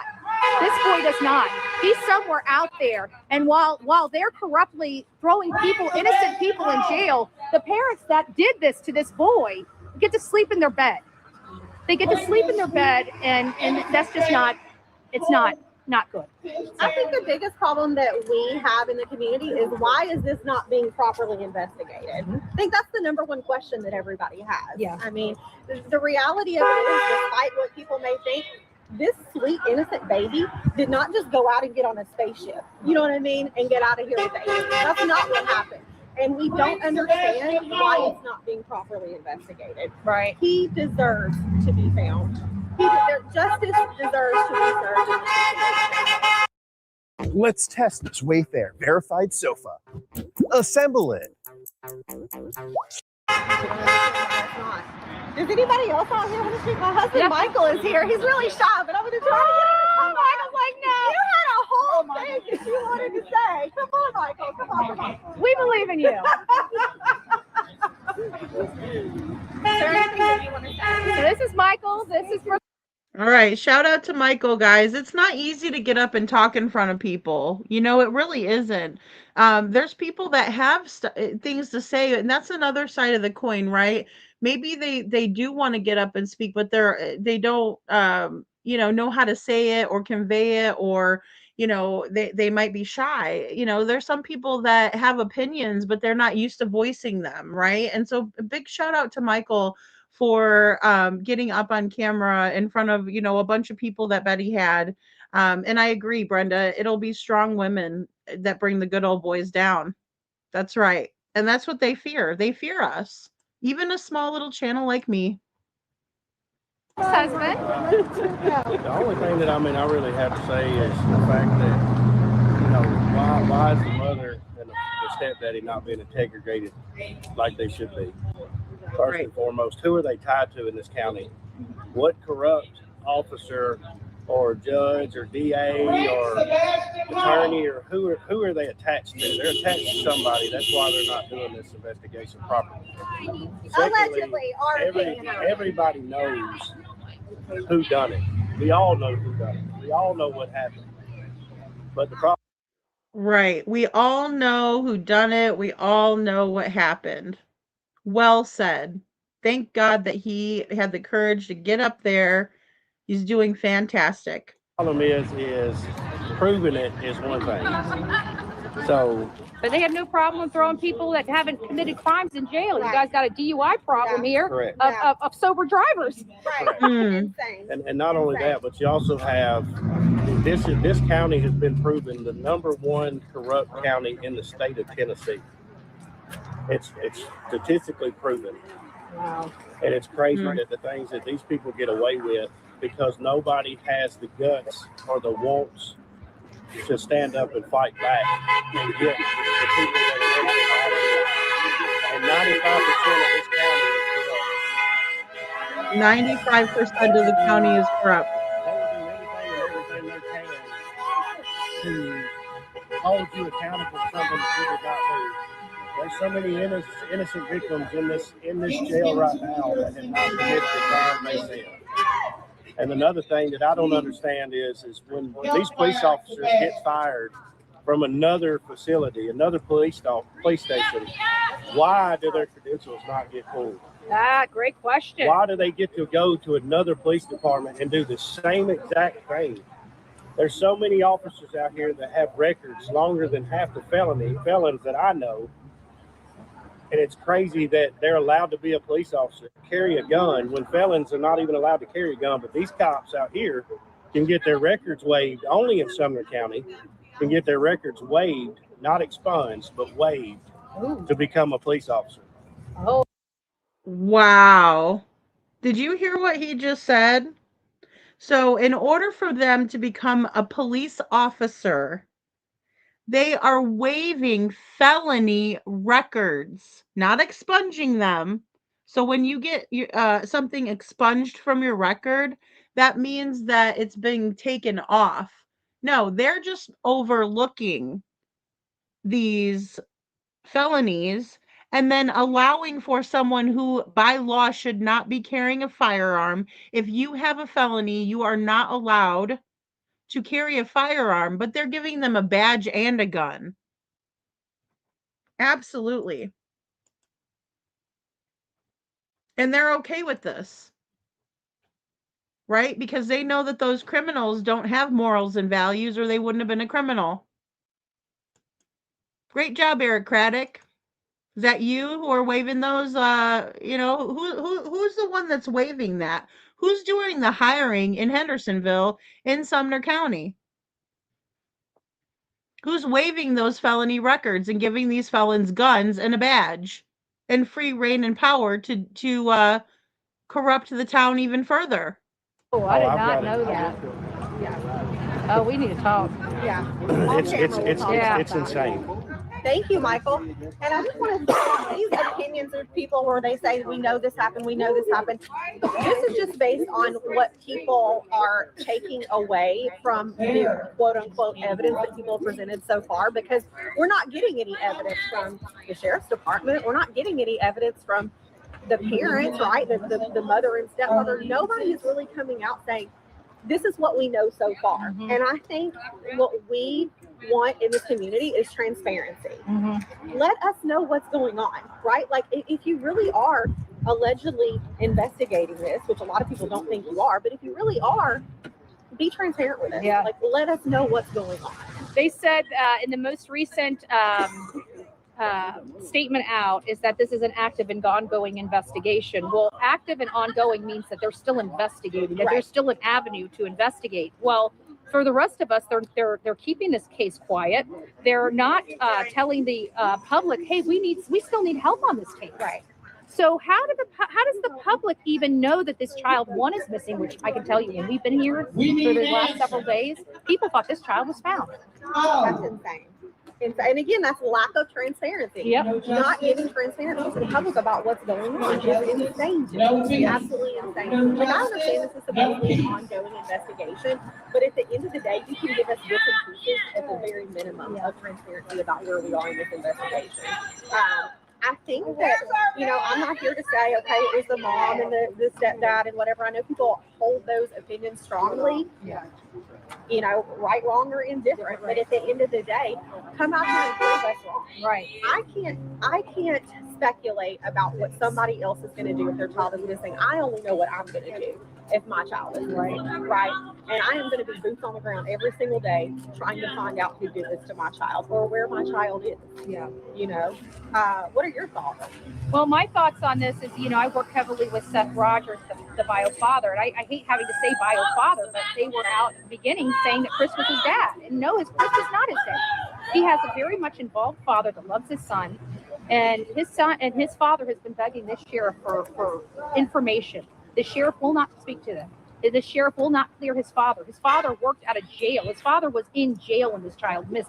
He was on literally camera. He worked for the jail. Right. And they won't clear him. So there's this cloud of speculation over him along with Chris and Katie, when it should just be over Chris and Katie, because she was the one that was with her child.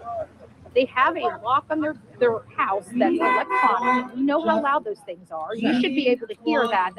With house quiet, that should sound like glass shattering. that doorknob for me. I agree with Betty 100% here, right? Because here's the thing.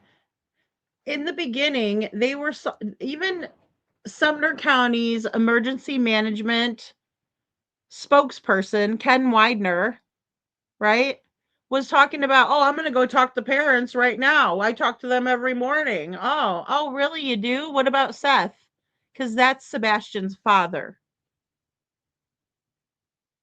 Not just Chris and Katie as the parents. He has arguably 3 parents involved in the situation. And you're going over there and only talking to Chris and Katie and calling them the parents? That shows utter disrespect, in my opinion. Hello, Michelle. Great to see you. And that's right, Detroit. Even though we are small, we are mighty. Our voices will not be silenced. You will never silence us. We stand strong for Sebastian, united together until justice is served. Thank you, Detroit. And I agree. 100%. Hello, Autumn. Good to see you. So this is just a small portion of the way that even professionals in the area think and feel about this case, right? She's saying, I don't want to speculate heavily on what another mother should do, but I feel like what I would do is look high and low and be boots on the ground to find my son, to find my child, right? And that's just normal. That is what we expect to see. That's what, as parents, we would do.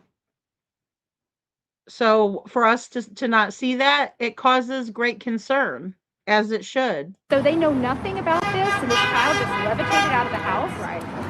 And with the fact that they're not coming out and searching, with the fact that Chris was out there making a fool of himself for months after this happened, it's hard not to take our focus off that. Right. That's the problem. And so if they truly didn't believe they had anything to do with it, they should be out here explaining, we're not looking at it. I agree. And Chris was making a fool out of himself just recently. When has Chris not made a fool of himself when he was in the public eye? He's always acting a fool. I can't name one time where he was on any of the platforms on YouTube where he didn't make a fool out of himself or a mockery of his stepson's missing case. Calling into shows using a voice changer, using different names. That documentation is lost because YouTube took down Cluminati's channel. But it's still out there somewhere, right? And I've played it on my channel. Chris calling in, acting like Sling Blade. Yeah. Unbelievable. But they're not. They're not doing anything. And that's what we're here today. To demand justice for Sebastian Rogers. Bring him home. Bring him home. In some shape, form, or fashion, bring him home.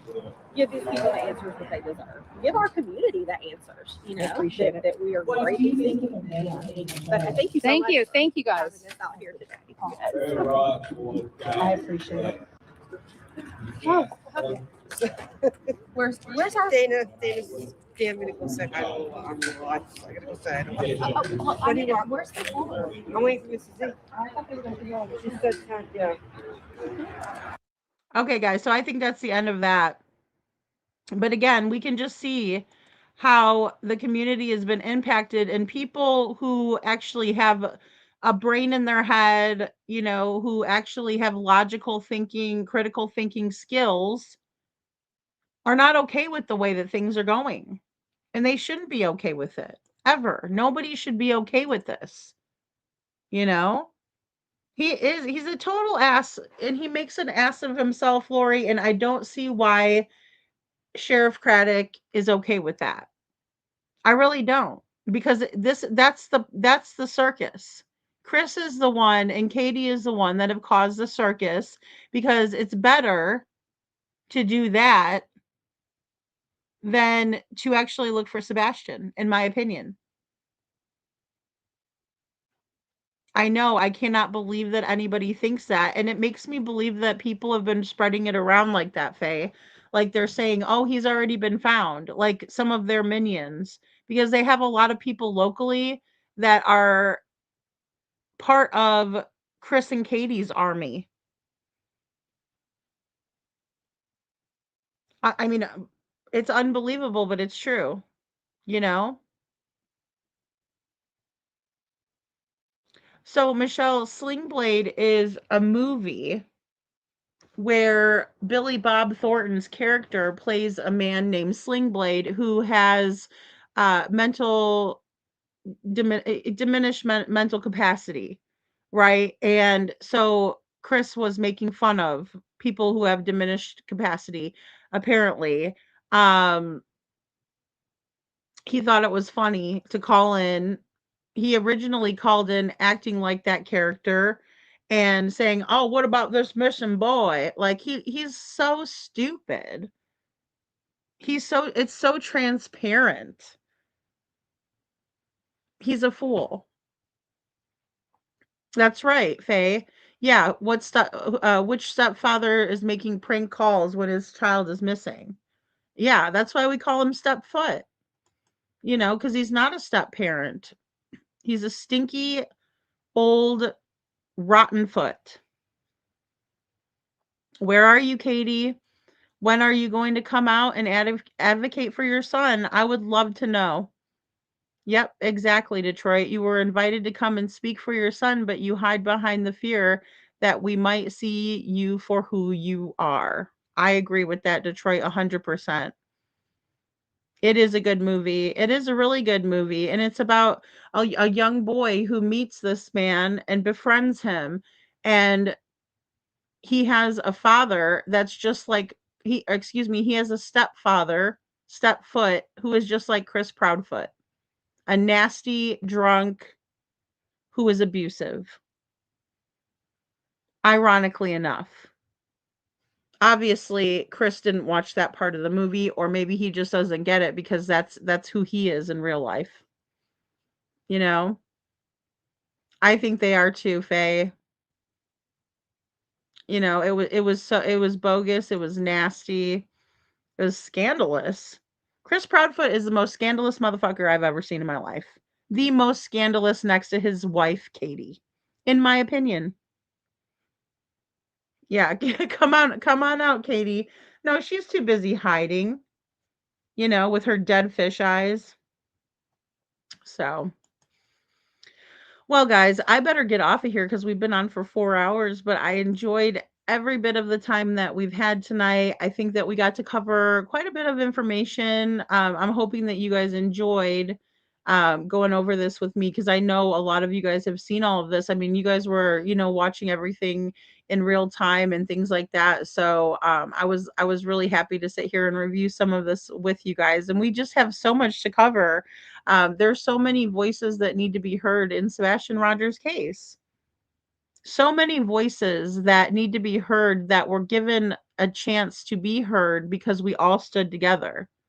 Because there's one thing that I will agree with Chris Proudfoot on is there are strength in numbers. There are strength in numbers, and that was seen. People that typically wouldn't come out to an event like this came out. People who would be afraid to honk or participate were honking and participating. People who saw the need for people to come out and represent Sebastian's army came out for him. I don't want that to be overshadowed by this nasty, rotten, ugly officer who took it upon himself to do the wrong thing. So I just hope that you know, you guys see that there was more good than bad. You know, that little tiny piece, that little 30 minutes where, you know, they were circling around Seth like a bunch of freaking sharks. Um yeah, I'm hoping and praying that didn't overshadow what was going on. You're welcome, Lori, and thank you so much for being here. Detroit says Chris is not the know-it-all or visionary. He has a Napoleon complex. He sure does. He has to compensate with his big mouth. You were You're going down and you will crash and burn. I hope you're ready for the wrath of God. I believe that too, Detroit. I think it's only a matter of time, you know. The honks were like music to my ears, Brenda. They really were, because that was the community showing their support, right? Because all of us that were from out of town were there. We were holding up the signs, we were there. But everybody that was driving past were, concerned citizens, in my opinion. And I was just so happy, so very happy that they felt comfortable enough to show that love, and I hope that every single honk Eric Craddock could hear it ringing through his office. I hope that he absolutely heard every single honk. And every time we called him Snuggle Struggles, because he's happy and proud about that, or he wouldn't have left that post up for, whatever, 9 or 10 years for us to see it. I cannot wait until justice is served, Lori. It is way overdue. Way overdue. Aw, thank you, Bo. I'm so glad I'm home safe too. I am. And again, it really breaks my heart for the people of Hendersonville, for the people of Sumner County who do not think that this is appropriate, who do not think that this is okay. There are so many good people there, guys, and I just also want that to be known as well.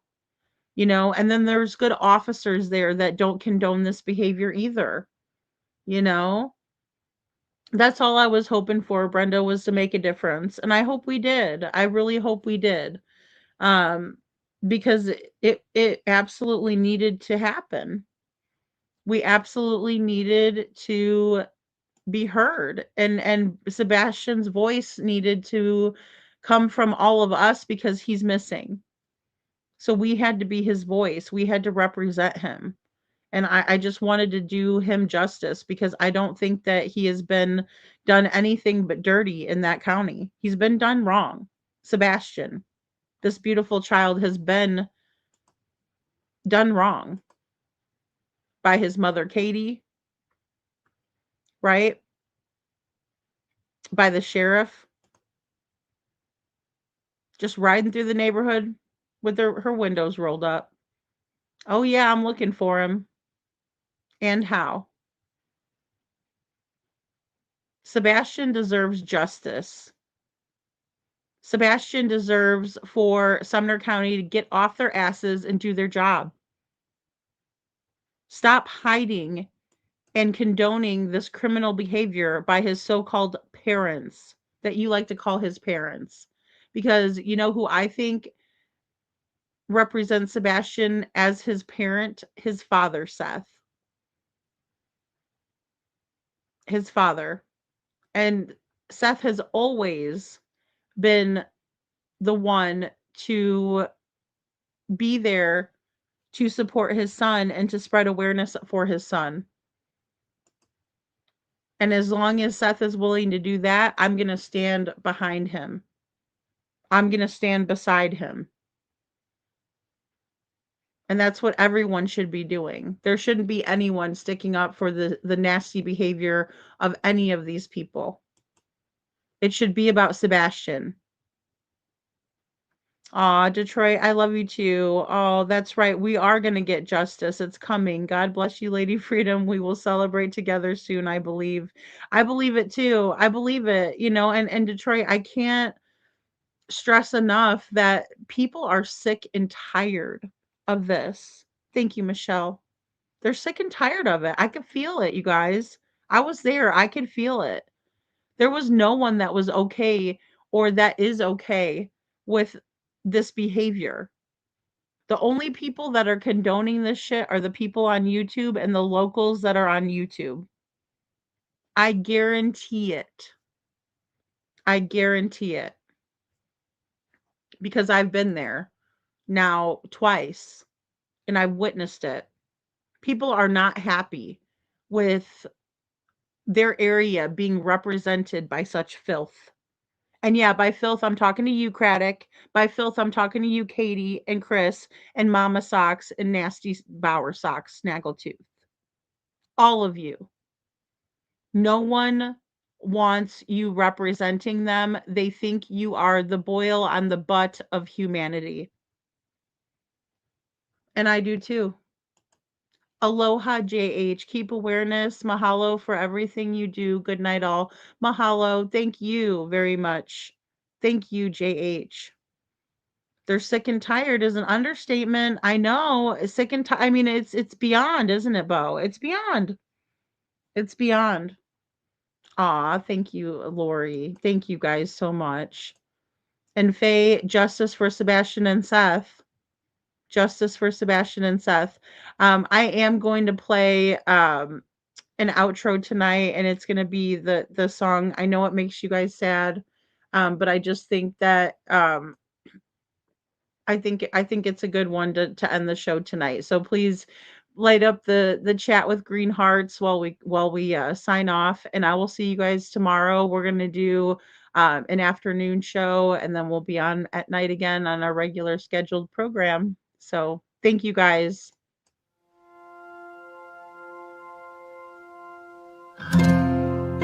Little boy, you should be in your father's arms tonight. Little boy, today the darkness stole your light. And oh, little boy, this never should have happened to a boy. A little boy, I'm sure you're glad it's over, but our hearts are broken without you here. I heard your mama crying, and I heard the wings of 20 angels flying. There ain't nothing that I can say.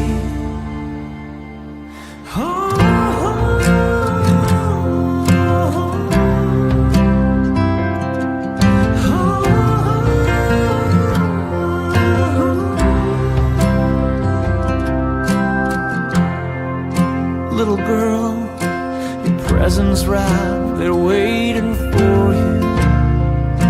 Little girl, this house so still, so sad without you.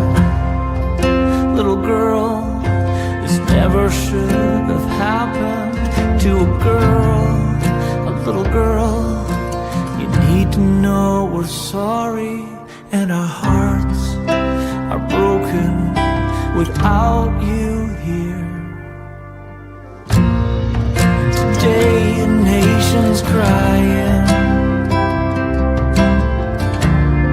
and I heard the wings of 20 angels flying. Are there any words to say?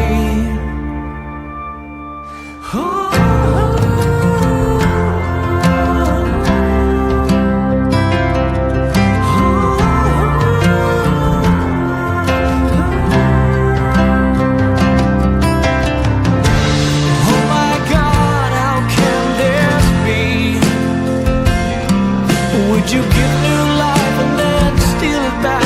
Is this all part of the plan? Is this your sovereignty? Were they really called home? No, it can't be that simple. We've wrestled with you, now we crawl away crippled.